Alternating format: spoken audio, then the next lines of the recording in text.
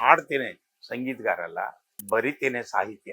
ನನಗೆ ಬರೆಯೋದು ಒಂಥರ ಹುಟ್ಟಿನಿಂದ ಬಂದಿರತಕ್ಕಂಥದ್ದು ಬಳುವಳಿ ಇದೆ. ನಾನು 4ನೇ ಕ್ಲಾಸ್ನಿಂದ ಹಾಡುಗಳನ್ನ ಬರೀತೀನಿ. ಹಾಡು ಮಾಡಿದೆ ಜೀವನವೆಲ್ಲ, ಹುಡುಕುತನದಿ ಬಾಳನೆಲ್ಲ, ನಯಾ ಪೈಸ ಇಲ್ಲ ಕೈಯೊಳು ನಯಾ. ಆವಾಗಲೇ ಬರೆದು ಆ ಕ್ಯಾಸೆಟ್ ಜಮಾನದಲ್ಲಿ ನೀವು ನಂಬರಿಬೇಕಾರಕ್ಕೆ ಬಿಡ್ರಿ, ಆ ಗುರುರಾಜ್ ಹೊಸಕೋಟೆ ಹಾಡನ್ನ ಕೇಳಲಿಕ್ಕೆ ಟೇಪ್ ರೆಕಾರ್ಡರ್ ಖರೀದಿ ಮಾಡೋರು. ಹೆಂಗಂತ ಹೇಳಿ ಸುತ್ತ ಮುತ್ತ ಮುಚ್ಚು, ಬ್ಯಾಡಂದ್ರು ಹೋಗುತ್ತಿಲ್ಲ ಪ್ರೀತಿ. ಅಂದ್ರೆ ಒಂದು ಡ್ರಾಬ್ಯಾಕ್ ನಂದು ಏನಂತಂದ್ರೆ, ಪರ್ಫೆಕ್ಟ್ ಆಗಿ ಇಷ್ಟೇ ದುಡ್ಡು ಬೇಕು ಅಂತ ಹೇಳಿ ಯಾರಿಗೂ ಗೆರಿ ಹೊಡೆಯಲಿಲ್ಲ. ದುಡ್ಡು ಗಳಿಸೋರು ನನ್ನನ್ನ ದುರುಪಯೋಗ ಮಾಡ್ಕೊಂಡ್ರೆ ಹೊರತಾಗಿ ಸದುಪಯೋಗ ಮಾಡ್ಕೊಂಡು ನನ್ನನ್ನು ಬದುಕಿಸ್ಲಿಕ್ಕೆ ವ್ಯವಹಾರ ಮಾಡಿ. ಲಹರಿ ಅವರು ಬಂದು ನನ್ನ ಅಪ್ರೋಚ್ ಮಾಡಿದ್ರು. ಹೊಸಕೋಟೆಯವರ, ನಿಮಗೆ ನಾನು 10,000 ರೂಪಾಯಿ ಕೊಡ್ತೇನೆ ಪ್ರತಿ ಕ್ಯಾಸೆಟ್ಗೆ. ಆ 10,000 ಒಂದೇ ಕಾಲಕ್ಕೆ ಬಂಡಲ್ ನೋಡಿರ್ತಕ್ಕಂಥದ್ದು ಲಹರಿ ಅವರಿಂದ. 100 ಭಾಷಣ ಮಾಡಿದ್ರು ಕೂಡ ಅಷ್ಟು ಎಫೆಕ್ಟ್ ಆಗುದಿಲ್ಲ. ಅದನ್ನೇ ಒಂದು ಹಾಡ್ರಿ, ನೀವು ಜನ ಬಹಳ ಪ್ರೀತಿಯಿಂದ ಕೇಳ್ತಾರು. ಏನ್ ಹೇಳಿ ಹೆಣ್ಣಿನ ಆಶಾ, ಗಳಿಗಾಗ ಮಾಡತರ ಮೋಸ. ಸಂಪಾದನೆ ನನ್ನ ಬದುಕು ಚೆನ್ನಾಗಾಯ್ತು. ಕಾರಣ ಏನಂತಂದ್ರೆ, ಅತಿ ಬಡತನದಿಂದ ಬಂದಿರತಕ್ಕಂಥ ವ್ಯಕ್ತಿ ನಾನು. ಒಂದಿಷ್ಟು ದುಡ್ಡು ಬಹಳ ದೊಡ್ಡದಾಗಿ ಕಾಣುತ್ತೆ, ಅದನ್ನು ಗುಡ್ಡೆ ಹಾಕ್ತಕ್ಕಂಥ ಪ್ರವೃತ್ತಿ ಬರಲಿಲ್ಲ ನನಗೆ. ಬಹಳ ದೊಡ್ಡವರು, ಬಹಳ ಅತಿ ಜನಪ್ರಿಯ ವ್ಯಕ್ತಿಗಳು ನಮ್ಮ ಟೀಮನ್ನೇ ಕೊಲ್ಯಾಪ್ಸ್ ಮಾಡ್ಲಿಕ್ಕೆ ಪ್ರಯತ್ನ. ನಮ್ಮ ಹುಡುಗರು ಕೂಡ ಅವ್ರ ಮಾತನ್ನ ಕೇಳಿ ಹೋಗ್ಬಿಟ್ರು. ಬಹಳ ದೊಡ್ಡವರು ಹೇಳಲ್ಲ ನಾ ಯಾರು. ಇವರು ಜಾನಪದ ಲೋಕದ ಮಾಂತ್ರಿಕ ಅಂದ್ರೆ ತಪ್ಪಾಗಲ್ಲ. ಲೆಕ್ಕವಿಲ್ಲದಷ್ಟು ಜನಪದ ಗೀತೆಗಳು. ವಿಶೇಷ ಏನಂದ್ರೆ, ಆನ್ ದ ಸ್ಪಾಟ್ ನಲ್ಲೇ ಗೀತೆಗಳನ್ನ ಸನ್ನಿವೇಶಕ್ಕೆ ತಕ್ಕಂತೆ ರಚನೆ ಮಾಡೋ ಕಲಾವಿದರು ಇವರು. 100 ಅಲ್ಲ 200 ಅಲ್ಲ, ಒಟ್ಟು 16,000 ವೇದಿಕೆ ಕಾರ್ಯಕ್ರಮಗಳನ್ನು ನೀಡಿರೋ ಮಹಾನ್ ಜಾದುಗಾರ. ಇವರ ಜೊತೆಗೆ 100ಕ್ಕೂ ಹೆಚ್ಚು ಸಿನಿಮಾಗಳಲ್ಲಿ ನಟನೆ ಮಾಡಿದ್ದಾರೆ. ಇವರು ಚಿತ್ರರಂಗದ ಹೆಸರಾಂತ ಸಿನಿಮಾ ಹ್ಯಾಟ್ರಿಕ್ ಹೀರೋ ಶಿವಣ್ಣ ಅಭಿನಯದ ಜೋಗಿ ಸಿನಿಮಾದಲ್ಲಿ ಅತ್ಯದ್ಭುತವಾಗಿ ನಟಿಸಿದ ನಟರು ಕೂಡ ಹೌದು. ಇಂದಿಗೂ ಅವರ ಧ್ವನಿ ಯಾರಿಗೂ ಬರೆಯಲು ಅಸಾಧ್ಯ ಅನ್ನೋದ್ರಲ್ಲಿ ಎರಡನೇ ಮಾತಿಲ್ಲ. ಅವ್ರು ಇವತ್ತು ನಮ್ ಜೊತೆ ಇದ್ದಾರೆ. ಜನಪದ ಹಾಡುಗಾರ, ಸಕಲ ಕಲಾ ವಲ್ಲಭ ಗುರುರಾಜ್ ಹೊಸಕೋಟೆ ಸರ್. ಬನ್ನಿ ಕಾರ್ಯಕ್ರಮಕ್ಕೆ ವೆಲ್ಕಮ್ ಮಾಡೋಣ. ಸರ್, ವಿಜಯ ಕರ್ನಾಟಕ ವೆಬ್ಗೆ ಸ್ವಾಗತ. ನಮಸ್ಕಾರ. ಜನಪದ ಮಾಂತ್ರಿಕರಿಗೆ 1000ಕ್ಕೂ ಹೆಚ್ಚು ವೇದಿಕೆ ತಮ್ಮ ಪಾಲಾಗಿದ್ದಾವೆ.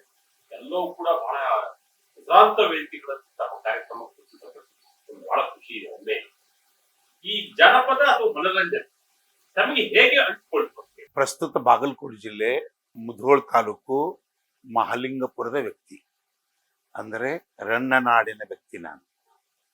ರನ್ನ ನಮ್ಮೂರಿನಿಂದ, ಮಹಾಲಿಂಗಪುರದಿಂದ 3 ಕಿಲೋಮೀಟರ್ ಮೇಲೆ ಬೆಳಗಲಿ ಅಂತಿದೆ. ಆ ಬೆಳಗಲಿಯಲ್ಲಿ ರನ್ನ ಹುಟ್ಟಿರ್ತಕ್ಕಂಥ ಜಾಗರೇ ಅದು. ಆ ಮಣ್ಣಲ್ಲಿ, ಆ ಮಣ್ಣಿನ ಒಂದು ಪ್ರಭಾವನೋ ಅಥವಾ ಶಕ್ತಿನೋ ಟೋಟಲಿ ಅಲ್ಲಿ ಹುಟ್ಟಿರ್ತಕ್ಕಂಥ ಮನುಷ್ಯ ನಾನು. ಜೊತೆಗೆ ನಾವು ನೇಕಾರ, ಬಡತನದ ಕುಟುಂಬದಲ್ಲಿ ಹುಟ್ಟಿರ್ತಕ್ಕಂಥ ವ್ಯಕ್ತಿ. ಮತ್ತೆ ಇಡೀ ನನ್ನ ಮನೆತನನೇ ಹಾಡುಗಾರ. ನನ್ನ ತಂದೆ ಒಳ್ಳೆ ಕೀರ್ತನಕಾರ.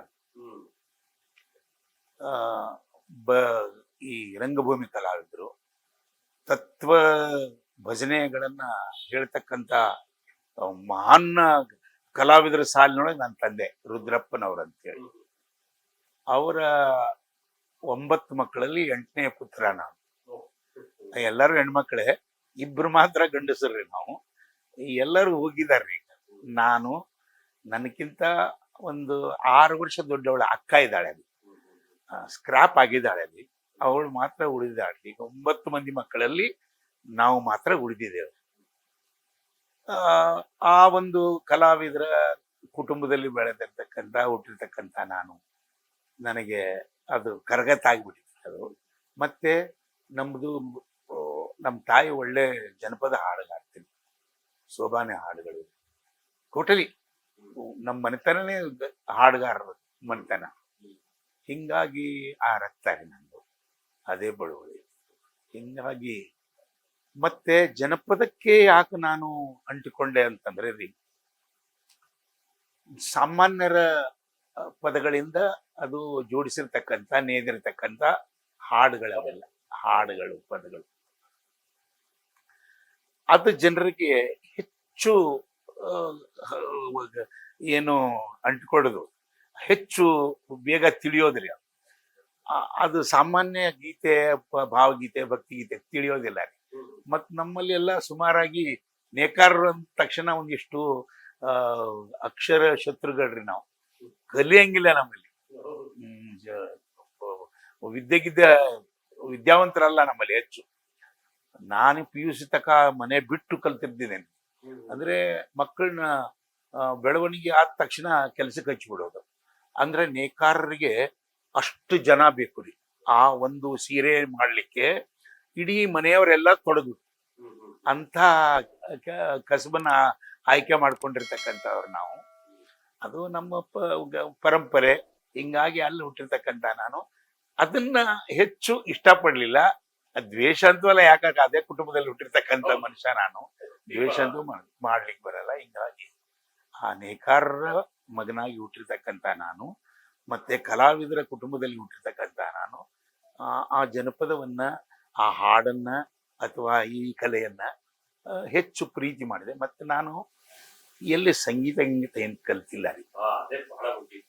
ನಾವು ಹಾಡುಗಾರರಾಗಿ ನೋಡ್ತಿರ್ತೀವಿ, ಹೌದು. ಇವರು ಕೂಡ ಸಂಗೀತ ಅವೆಲ್ಲ ಭಾಷೆ ವಿಚಾರ. ನಾನು ಈಗಲೂ ಪಬ್ಲಿಕ್ ನಲ್ಲಿ ಒಪ್ಕೊಳ್ತೇನೆ, ಏನೋ ನಾನು ಹಾಡ್ತೇನೆ, ಸಂಗೀತಗಾರ ಅಲ್ಲ, ಬರಿತೇನೆ, ಸಾಹಿತ್ಯ. ನನಗೆ ಬರೆಯೋದು ಒಂಥರ ಹುಟ್ಟಿನಿಂದ ಬಂದಿರತಕ್ಕಂಥದ್ದು ಬಳುವಳಿಗೆ. ಹೆಂಗೆಂದ್ರೆ ನಾನು 4ನೇ ಕ್ಲಾಸ್ನಿಂದ ಹಾಡುಗಳನ್ನ ಬರೀಲಿಕ್ಕೆ. ನೀವು ಮೋಸ್ಟ್ಲಿ ಹುಟ್ಟಿರ್ಲಿಕ್ಕಿಲ್ಲ ಅವಾಗ. 56ನೇ ಇಸ್ವಿ ಕಾಣುತ್ತೆ ಇರೋದು. ಈ ದುಡ್ಡು, ಚೌಲಿ, ಪಾವಲಿ ಅಂತಕ್ಕಂಥದ್ದು ಬದಲಾಗಿ ನಯಾ ಪೈಸೆ ಬಂತು.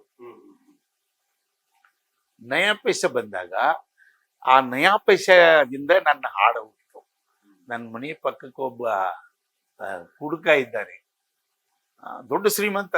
ಕುಡ್ದು ಕುಡ್ದು ಕುಡ್ದು ದುಡ್ಡು ಎಲ್ಲ ಹಾಳು ಮಾಡಿ ಪೈಸೆ ಕುಪ್ಪಿರಿ ಅಂತಾರಲ್ಲ, ಪೈಸೆ ಕುಪ್ಪಿರಿಯಾಗಿ ಬೇರೆಯವ್ರನ್ನ ಕೇಳ್ತಿದ್ದಲ್ಲ. ಅವಾಗ ನಾನು ಈ ನಯಾ ಪೈಸ ಇಲ್ಲ ಕೈಯೊಳು, ನಯಾ ಪೈಸ ಇಲ್ಲ, 4ನೇ ಕ್ಲಾಸ್.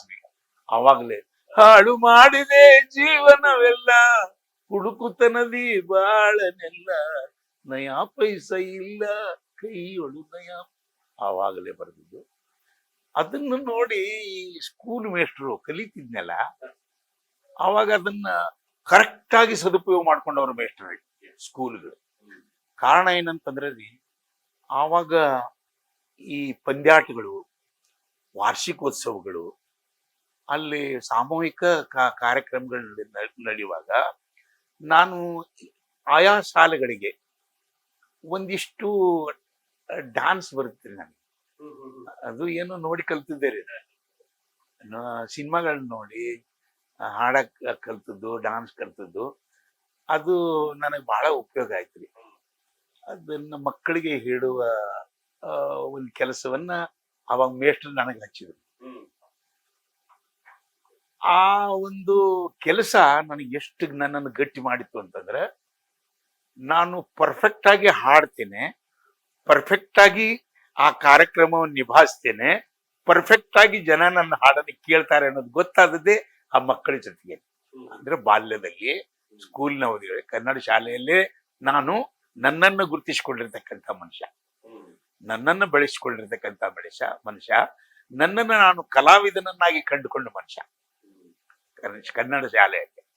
ಹಿಂಗಾಗಿ ಆವಾಗಲೇ ನನಗೆ ಬರೀತಕ್ಕಂಥ ಒಂದು ಹಾಬಿ ಬೆಳೆದಿರೋದ್ರಿಂದ ನನಗೆ ಈ ಜನಪದ ಶೈಲಿಯಲ್ಲಿ ನಾನು ಏನ್ ನೋಡ್ತೀನೋ ಅದನ್ನ ಹಾಡ್ತಕ್ಕಂಥ ಹಾಬಿ ಇರೋದ್ರಿಂದ ನಾನು ಆಗಾಗ ಒಂದಿಷ್ಟು ಹಾಡುಗಳನ್ನ, ಸಮಾಜದಲ್ಲಿ ನಡೀತಕ್ಕಂಥ ಹಾಡುಗಳನ್ನ ಬರೀಲಿಕ್ಕೆ ಹಚ್ಚಿದೆ. ಅದು ಎಫೆಕ್ಟ್ ಆಯ್ತು. ಹೆಂಗೆ ಎಫೆಕ್ಟ್ ಆಯ್ತು ಅಂತಂದ್ರ, ಪ್ರತಿ ಊರಲ್ಲಿ ಇವಾಗ ಗಣೇಶನ್ ಕೂಡಿಸೋದು ವಾಡಿಕೆ ಆಗ್ಬಿಟ್ಟಿದೆ. ಪ್ರತಿ ಊರಲ್ಲಿ. ಅದು ನಮ್ಮೂರಲ್ಲಿ ಕೂಡಿಸ್ತಿದ್ವಿ. ನಾವಿನ್ನೂ ಕನ್ನಡ ಶಾಲೆ ಒಳಗೆ ಇರುವಾಗಲೇ ಗಣೇಶನ್ ಮುಂದೆ ಕಾರ್ಯಕ್ರಮಗಳನ್ನ ಕೊಡುವಂತ ಕೆಲಸ. ಅವಾಗ ನಾನೊಂದು ಹಾಡ ಬರೆದೆ. ಏನ್ ಬರೋದು ಅಂತಂದ್ರೆ ನಮ್ಮೂರಲ್ಲಿ ಒಬ್ಬರು ಬಹಳ ಸುಂದರವಾಗಿರ್ತಕ್ಕಂಥ ಹೆಣ್ಮಗಳೇ, ಅವರು ಟೀಚರು, ಬಹಳ ಸುಂದರ, ಬಡವರು, ಅವರು ಕೂಡ ನೇಕಾರ. ಆ ಎಮ್ಮನ್ನ ಈ ಕೆಲಸಗಾರತಿ ಅಂದಾಗ, ಟೀಚರ್ತಿ ಅಂದಾಗ ಒಂದಿಷ್ಟು ದುಡ್ಡಿದ್ದವರು ಬಳಸ್ಕೊಳ್ಳೋರಲ್ಲಿ ಹೆಂಗಾರ ಮಾಡಿ ಹಿಡಿತಾರಲ್ಲ, ಹಂಗೆ ಒಂದಿಷ್ಟು ಅವಳ ಸಹವಾಸದಿಂದ ಒಂದಿಷ್ಟು ಅವಳಿಂದ ಆಗ್ಬಾರ್ದು ಕೆಲಸ ಮಾಡಿಸ್ಬಿಟ್ರು. ಅಂದ್ರೆ ಏನು, ಸ್ವತಃ ಗಂಡನೇ ಹೊಡಿಸ್ಬಿಟ್ರು, ಸ್ಲೋ ಪಾಯ್ಸನ್ ಹಾಕಿ ಸತ್ವಾದಾರೆ, ನಿಧಾನವಾಗಿ ಸತ್ವಾದ. ಅದೇನ್ ನಡೆದಿತ್ತಲ್ಲ ಅದನ್ನ ಯಥಾವತ್ತಾಗಿ ನಾನು ಹಾಡ ಬರ್ಬೇಕು. ಏನ್ ಹಾಡ ಬರ್ದೆ ಅಂತಂದ್ರೆ, ಏನ್ ಹೇಳಿ ಹೆಣ್ಣಿನ ಆಶಾ ಗಳಿಗಾಗ ಮಾಡತರ ಮೋಸ, ಏನ್ ಹೇಳಿ ಹೆಣ್ಣಿನ ಆಶಾ. ಈ ಈ ಈ ಹಾಡನ್ನ ಅವ್ರ ಮನೆಯಲ್ಲಿ ಏನ್ ನಡೆದಿತ್ತು ಅದನ್ನ ಯಥಾವತ್ತಾಗಿ ಸಿಂಪಲ್ ಹಾಡು, ಅದಕ್ಕೇನು ಒಗ್ಗರಣೆ ಏನು ಹಾಕಿಲ್ಲ, ಆ ತರ ಹಾಡ ಬರ್ದಿದ್ದನ್ನ ಸುಮ್ಮನೆ ಒಂದು ದಾಳ ಉರುಳಿಸೋದಂತಲ್ಲ, ಆ ಕಾರ್ಯಕ್ರಮದಲ್ಲಿ ಉರುಳಿಸ್ಬಿಟ್ಟೆ. ಆ ಜಾಗಕ್ಕೆ ಯಮ್ಮ ಬಂದಿದ್ರು. ಆ ಕಾರ್ಯಕ್ರಮ ಜಾಗ ಅಂದ್ರೆ ನಮ್ಮ ಮಕ್ಕಳ ಕಾರ್ಯಕ್ರಮಕ್ಕೆ ಅವ್ರು ಟೀಚರ್ ಅಲ್ಲ, ಅವ್ರು ಬೈರವ್ರೆ ಅಲ್ಲ. ಬಂದಾಗ ಆ ಹಾಡಿಗೆ ಅಮ್ಮ ಎದ್ಬಿಟ್ರು, ದೊಡ್ಡಬಿಟ್ರು. ಊರ್ ಜನ ಗೊತ್ತಿದ್ದ ವಿಷಯ ಹೋಗ್ಬಿಟ್ರು. ಅದು ಒಂದು ಕಡೆ ಆದ್ರೆ, ನನ್ನ ಅನಿಸಿಕೆ ಏನೋ ಇಷ್ಟೇ ಇದೆ, ಇದು ಎಫೆಕ್ಟ್ ಆಗೋದು ಸತ್ಯ ಎಲ್ಲಿರುತ್ತೋ, ಸ್ವಾಭಾವಿಕ ಎಲ್ಲಿರುತ್ತೋ, ಸಾಮಾನ್ಯರಿಗೆ ತಿಳಿತಕ್ಕಂಥ ಕೆಲಸ ಎಲ್ಲಿರುತ್ತೋ ಅದನ್ನ ಎಲ್ಲರೂ ಮೆಚ್ತಾರೆ ಅಂತ ಹೇಳಿ ನನಗೆ ಆವಾಗಲೇ ಗೊತ್ತಾಗ. ಅಂದಿನಿಂದ ನಾನು ಬರೆಯುವ ಒಂದು ಕಾಯಕದಲ್ಲಿ ತೊಡಗಿದಾಗ ಒಂದೊಂದೇ ಹಾಡುಗಳು, ಶಾಲೆ ಮಕ್ಕಳ ಸಲಾಗ ಹಾಡುಗಳು, ಮಕ್ಕಳ ಸಲಾಗ ಹಾಡುಗಳನ್ನಂತೂ ತುಂಬಾ ಚೆನ್ನಾಗಿ ಬರೆದಿದ್ದೇನೆ. ಸಿನಿಮಾ ಧಾಟಿಗಳು ಅವಾಗೂ ಕೂಡ ನಮ್ಮ ಈಗ ಹೆಂಗ್ ಯೂಸ್ ಮಾಡ್ತಾರಲ್ಲ, ಅವಾಗೂ ಕೂಡ ನಾವು ಆ ಸಿನಿಮಾ ಜನಪ್ರಿಯ ಹಾಡಿನ ಆ ಧಾಟಿಯನ್ನು ಆಧರಿಸಿ ಅದಕ್ಕೆ ಶಬ್ದಗಳನ್ನು ತುಂಬೋದು. ಅವಾಗ ನಾನು ನನಗನ್ಸಿದ ಮಟ್ಟಿಗೆ ಅವಾಗ ಬಹಳ ಜನಪ್ರಿಯ ಸಾಯೋನಾರ ಸಾಯೋನಾರ ವಾದಾನಿ ಬಾವುಂಗಿ ಸಾಯೋನಾರ, ಇದು ಬಹಳ ಬಹಳ ಎಫೆಕ್ಟ್ ಇತ್ತು ಅವಾಗ ನಮ್ಮ ಮಕ್ಕಳು ಗುರುಪಾದ ಅಂತಿದ್ದೆ. ನಾನು ಗುರುಪಾದ ಇದ್ರ ಮೇಲೆ ಹಾಡ ಮಾಡ್ಕೊಡು. ಅವಾಗ ನಾನು ಹೋಗ್ನು ಬಾರ ಹರುಷದಿ ಹೊಲ್ಕ ಹೋಗ್ನು ಬಾರ, ದುಡಿತದಿ ದೇಶದ ಉದ್ಧಾರ, ಸೊಗಸಾಗಿ ಸೇವೆ ಮಾಡನು ಬಾರ, ಹೋಗ್ನು ಬಾರ ಸಾಯೋನಾರ ಹೋಗ್ನು ಬಾ. ಈ ತರ ಇಂಥ ಹಾಡುಗಳು ಎಷ್ಟು ಹಾಡ ಬರೆದಿದ್ದೇನೆ ನಾನು. ಎನ್ನಲ್ಲಿಯೇ ಕಿಂತು ಆನಂದ ಕಾಣೆ ಮನಸ್ಸೇ ನೀ ಬಲ್ಲೆ, ಈ ಹಾಡನ್ನೆಲ್ಲ ನನಗೆ ಹುಡುಗರು ಇದು ಇದ್ರ ಮ್ಯಾಲ ಬರ ಅಂದಾಗ, ಕೋಟಿ ವಿದ್ಯಾದಾಗ ಮೇಟೈತಿ ಮೇಲ ಬದುಕೋದು ಜಗವೆಲ್ಲ, ಮನಸ್ಸಿಟ್ಟು ದುಡಿದಾರ ಬಂಗಾರಾಗೋದು ಬಾಳೆಲ್ಲ. ಈ ತರ ಇದು ಯಾವ್ದ್ರಿ, ಪಂಕ ಹೋತಿ ತೌಡು ಆತಿರೇ, ಈ ಹಾಡು. ಕಷ್ಟಗಳೇ ಅಷ್ಟೇ ಬರಲಿ ಭೂಮಾತೆ ನಮ್ಮ ಮೇಲೆ, ಕಣ್ಣೋಟ ನಿನ್ನದಾಗಿರಲಿ, ವಾಲಿ ಬುಗುಡಿ ವಜ್ರಟಿಕ್ಕೆ ಬೇಡೇತಿ ಮನಸ, ರಾಶಾದ ಮ್ಯಾಲ ಮಾಡಿಸೋ ನನ್ನ ರಸ, ಹೊಸ ರೀತಿ ಬೇಸಾಯ ಮಾಡೇ ನೀ ವರಸ, ಬರ್ತತಿ ಕಾಳು ಬರದಿಂದ ಬರಸ, ಭೂಮಾತೆ ನಮ್ಮ ಮೇಲೆ ಕಣ್ಣೋಟ ನಿನ್ನದಾಗಿದೆ. ಈ ತರ ಏನಂತಂದ್ರೆ, ಇಲ್ಲಿ ಇದಕ್ಕೆ ಸಾಹಿತ್ಯ ಅಥವಾ ನಾನು ಬಹಳ ಜಾಣ ಆ ತರ ಬರಿತೇನೆ ಅಂತಕ್ಕಂಥ ಕಲ್ಪನೆ ನಮ್ಗೆ ಇಲ್ಲ ರೀ. ಏನ್ ನಡೀತೈತೆ ಅಂದ್ರೆ ಹಾಡಿನ ರೂಪದಲ್ಲಿ ಹೇಳ್ಬಿಡುದ. ಯಾಕೆಂದ್ರೆ ನಾವು ಸ್ಪಾಟಲ್ಲೇ ಬರ್ದ್ಬಿಡ್ತೀವಿ, ಹೌದು. ಏನು ಘಟನೆ ನಡೀತೆ ಈ- ಅಲ್ಲೇ ಬರ್ದು ಈಗ ನಾವು ನೀವು ಏನ್ ಮಾಡ್ತೀವಲ್ಲ ಇದೇ ಗಾಯನ ಮಾಡ್ತೀವಿ. ಇದನ್ನೇ ಹಾಡಿನ ರೂಪದಲ್ಲಿ. ಕಾರಣ ಏನಂತಾರೆ ಹೇಳ್ತೇನೆ ಕೇಳಿ. ಹೇಗೆ? ನಾನು ಏನ್ ಕಂಡುಕೊಂಡೆ ಅಂತಂದ್ರೆ ರೀ, ಒಂದು 100 ಭಾಷಣದ ಸಮ ಒಂದು ಹಾಡು. ಒಂದ್ 100 ಭಾಷಣ ಮಾಡಿದ್ರು ಕೂಡ ಅಷ್ಟು ಎಫೆಕ್ಟ್ ಆಗುದಿಲ್ಲ. ಅದನ್ನೇ ಒಂದು ಹಾಡ್ರಿ ನೀವು ಜನ ಬಹಳ ಪ್ರೀತಿಯಿಂದ ಕೇಳ್ತಾರು, ಬಹಳ ಲವಲವಿಕೆಯಿಂದ ಮತ್ತೆ ಕೀನ್ ಅಬ್ಸರ್ವ್ ಆ ತರ ಕೇಳ್ತಾರೆ ನೋಡಿರ್ಬೇಕಾದ್ರೆ. ಹಿಂಗಾಗಿ ನಾನು ಆ ಆ ಹಾಡನ್ನ ಅದರಲ್ಲಿ ಜನಪದ ಶೈಲಿಯನ್ನ ಬಳಸಿಕೊಂಡಿರ್ತಕ್ಕಂಥ ವ್ಯಕ್ತಿ.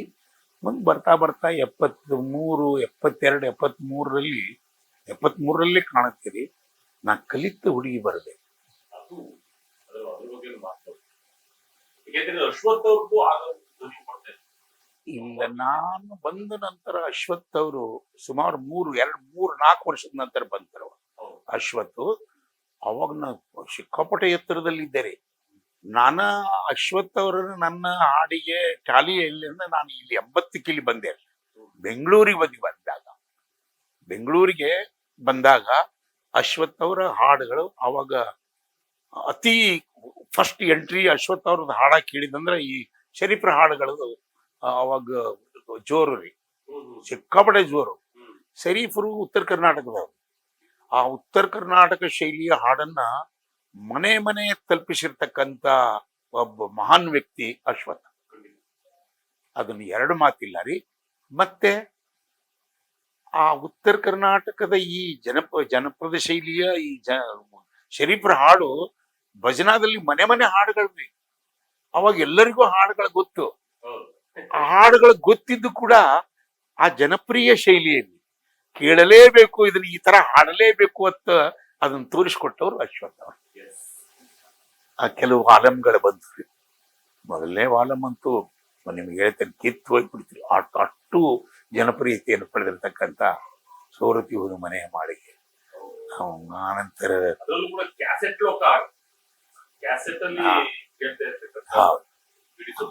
ಮತ್ತೆ ಅಷ್ಟಾಗ್ಲೇ ನಾನು ಕ್ಯಾಸೆಟ್ದಲ್ಲಿ ಮಾರಾಟ ಆಗಿದ್ದೆ. ಕ್ಯಾಸೆಟ್ ಆರಂಭ ಆಯ್ತಲ್ಲ, ನನ್ಗೆ ಗೊತ್ತಿಲ್ಲ ರೀ, 73 74 ಕಾಣುತ್ತೆ ರೀ. ದಾವಣಗೆರೆಯಲ್ಲಿ ಒಂದು ಪಬ್ಲಿಕ್ ಪ್ರೋಗ್ರಾಮ್ ಆಯ್ತು. ಪಬ್ಲಿಕ್ ಪ್ರೋಗ್ರಾಮ್ ಅಂದ್ರೆ ಅದು ಆ ಕಾರ್ಯಕ್ರಮಕ್ಕೆ ಈಶ್ವರ್ ರೇಡಿಯೋ ಎಲೆಕ್ಟ್ರಾನಿಕ್ಸ್ ಅಂತ ಹೇಳಿ ಒಬ್ಬರು ಪರಮೇಶ್ವರಪ್ಪ ಅಂತ ಹೇಳಿ ಫುಟ್ಪಾತ್ ನಲ್ಲಿ ರೆಕಾರ್ಡ್ ಮಾಡ್ಕೊಂಡ್ರೆ ನನ್ನ ಕಾರ್ಯಕ್ರಮ. ನನಗೆ ಒಂದು ಕ್ಯಾಸೆಟ್ ನಲ್ಲಿ ನಮ್ಮ ಹಾಡು ಕೇಳುತ್ತೆ ಅದು ಗೊತ್ತಾದದ್ದು ಯಾವಾಗ. ಕ್ಯಾಸೆಟ್ ನಿಂದ ನನ್ನ ಧ್ವನಿ ನನಗೆ ಗೊತ್ತಾಗೋದು ಅಲ್ಲಿ. ಮತ್ತೆ ಅದರಿಂದ ದುಡ್ಡು ಆಗ್ತೈತಿ, ಅದನ್ನ ಮಾರಾಟ ಆಗ್ತೈತಿ ಅಂತ ನಮ್ಮ ಪುರಾಣವೇ ನಮ್ಗೆ ಗೊತ್ತಿಲ್ಲ. ಆಶ್ಚರ್ಯ ನಮಗೂ, ಅಯ್ಯೋ ನನ್ನ ಹಾಡನ್ನ ನಾ ಕೇಳ್ತೀನಲ್ಲ. ಅವ ಕೇಳಿಸಿದ ಕೂಡಲೇ ನನಗೇನಾಗ್ಬಾರ್ದ್ರಿ, ಮಾಡ್ಕೊಡ್ರಿ, ಎಲ್ಲ ಮಾಡ್ಕೊಂಡ್ಬಿಡ್ರಿ ನಾವು, ಎಲ್ಲ ನಾ ಏನ್ ಹಾಡ್ತೀನಿ ಎಲ್ಲ ಮಾಡ್ಕೊಂಡ್ಬಿಡ್ರಿ. ನನ್ ಕೇಳು ತವಕಾರಿ ಅಪಾಪ್ರಿ. ಮತ್ ಇನ್ನೊಂದು, ಅದು ಏನು ಹಾಡ್ತಲ್ಲ ನಾನು, ಆ ಹಾಡ ಕೊಟ್ರೆ ಅದಕ್ಕೆ ಆ ಹಾಡು ಮುಗೀತು ಅನ್ನಂಗಿಲ್ಲ. ನಾನು 24 ಗಂಟೆ ಅದನ್ನೇ ಕೆಲಸ ಮಾಡವಲ್ಲ ನಾನು, ಬೇರೆ ಬೇರೆ ಹಾಡುಗಳ ರಚನೆ ಮಾಡವಲ್ಲ ನಾನು. ಹಿಂಗಾಗಿ ಆ ಹಾಡಿಗೆ ಒಂದು ಕದರ್ ಬಂದದ್ದೇ ಅದು 75, 76 ಅದೇ ಉಗಮ್ ಆಗಿತ್ತು. ಅದು ಕ್ಯಾಸೆಟ್ ಜಮಾನ. ಆ ಕ್ಯಾಸೆಟ್ ಜಮಾನದಲ್ಲಿ ನೀವು ನಂಬರಿಬೇಕಾರಕ್ಕೆ ಬಿಡ್ರಿ, ಆ ಗುರುರಾಜ್ ಹೊಸಕೋಟೆ ಹಾಡನ್ನ ಕೇಳಲಿಕ್ಕೆ ಟೇಪ್ ರೆಕಾರ್ಡರ್ ಖರೀದಿ ಮಾಡೋರು. ನ್ಯಾಷನಲ್ ಪನಾಸಾನಿಕ್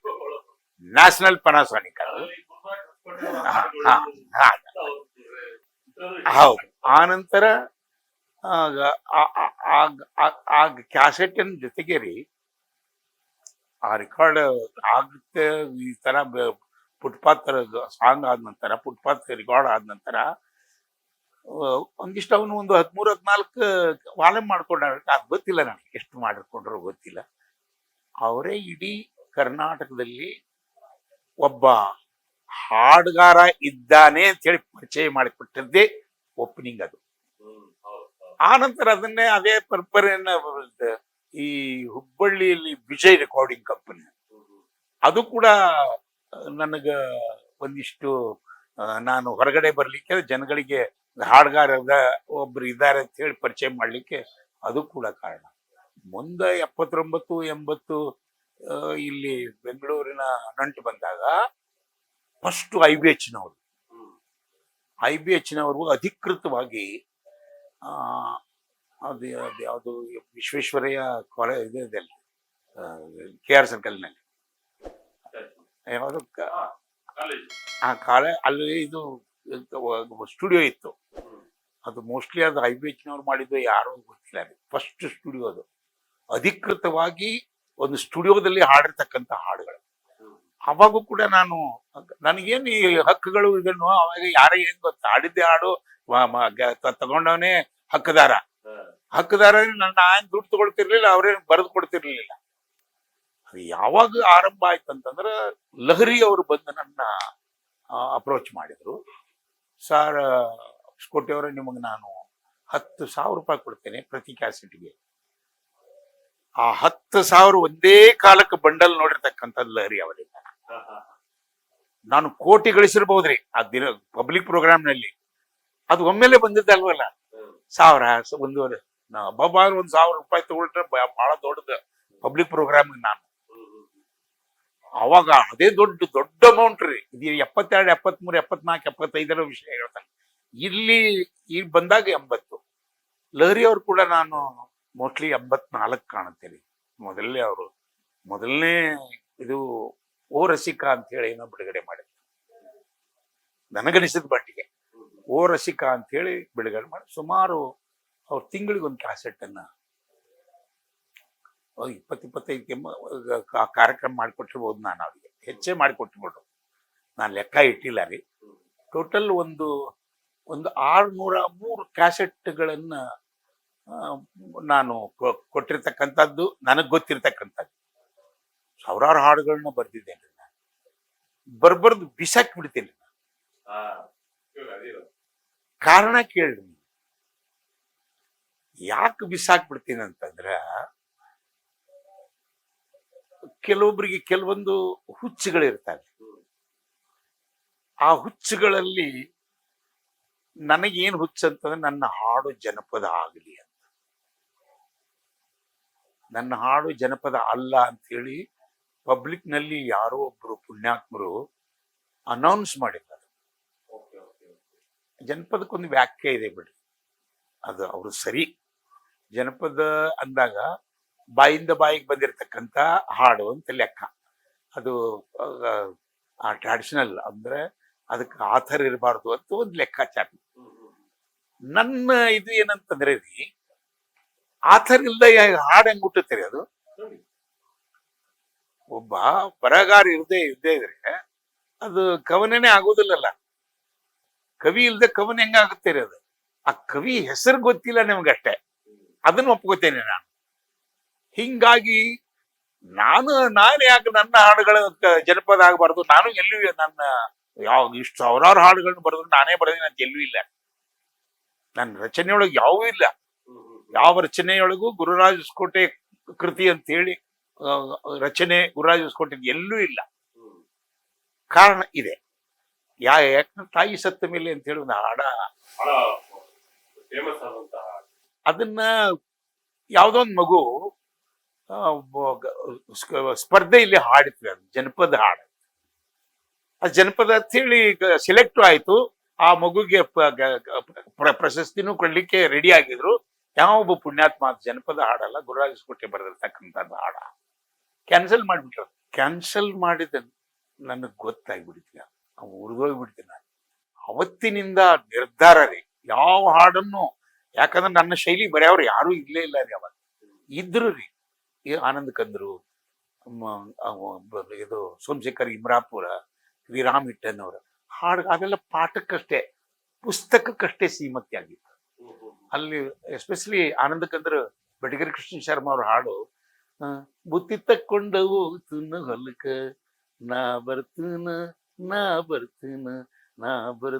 ಹೊತ್ತ ಮುಳುಗುದಕ್ಕ, ಬುತ್ತಿ ತಕ್ಕೊಂಡು ಹೋಗ್ತೀನಿ ಹೊಲಕ್ಕ. ಆ ತರದ ಹಾಡುಗಳು ಒಂದಿಷ್ಟು ಜನಪ್ರಿಯ ಜೀವನವನ್ನ ಆಧರಿಸಿ ಆ ಹಾಡುಗಳನ್ನ ಬರೆದಿದ್ರು ಅವ್ರು. ಅದು ನಮ್ಮ ಸೋಮಶೇಖರ್ ಇಮ್ರಾಪುರ ಅವರು, ಇಮ್ರಾಪುರ ಏನು ಗೊತ್ತಿಲ್ಲ ರೀ, ಇದನ್ನ ನಾ ಕರಿಯಳೆಂದು ನೀ ಜರೆಯಬೇಡ ಬಿಳಿಗಳತೆ ಗರ್ವದಿಂದ ಅದನ್ನ ಬರೆದಿದ್ರು. ಆ ನಂತರ ಇದು ಏಳೇಳ ಹೊತ್ತ ಒಡಮರಳಿ ಬಂತ ಕಸ ಹೊತ್ತ ಹಾಕ ಹೊರಗ ದೊಡ್ಡೆಮ್ಮಿಯಲ್ಲಿ ಹೋಗೇತಿ ಹ್ಯಾಂಗ ಕಟ್ಟ ಹಿತ್ತಲೊಳಗ ಕಟ್ಟಾಕ ನನ್ನ ಬುಯಿಸಾಕ ನನ್ನ ಕೊಟ್ಟಿಲ್ಲ ನನ್ನ ನಿನಗ. ಏನ ಗೊತ್ತಿ ನೆನಪಿಲ್ಲ ರೀ.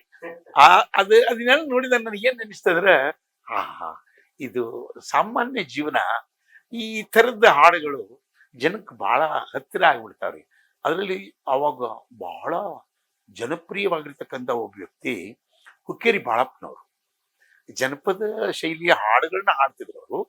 ಜೊತೆಗೆ ಆನಂದ ಕಂದರು, ಜೊತೆಗೆ ಕುವೆಂಪು ಅವರ ಹಾಡುಗಳನ್ನ ಅವ್ರು ಬೆರ್ಕಿ ಮಾಡಿ ಹಾಡ್ತಿದ್ರು ಅವ್ರು. ಎಲ್ಲವನ್ನ ಸೇರಿಸಿ ಅವ್ರು ಸರ್ಕಾರಿ ಗಾಯಕರು. ಸರ್ಕಾರದ ಸಮಾರಂಭಗಳು ಇರ್ತಾವಲ್ಲ, ಆ ಸರ್ಕಾರದ ಸಮಾರಂಭದೊಳಗೆ ಅವ್ರನ್ನ ಕರ್ಕೊಂಡು ಹಾಡ್ತಿದ್ರು.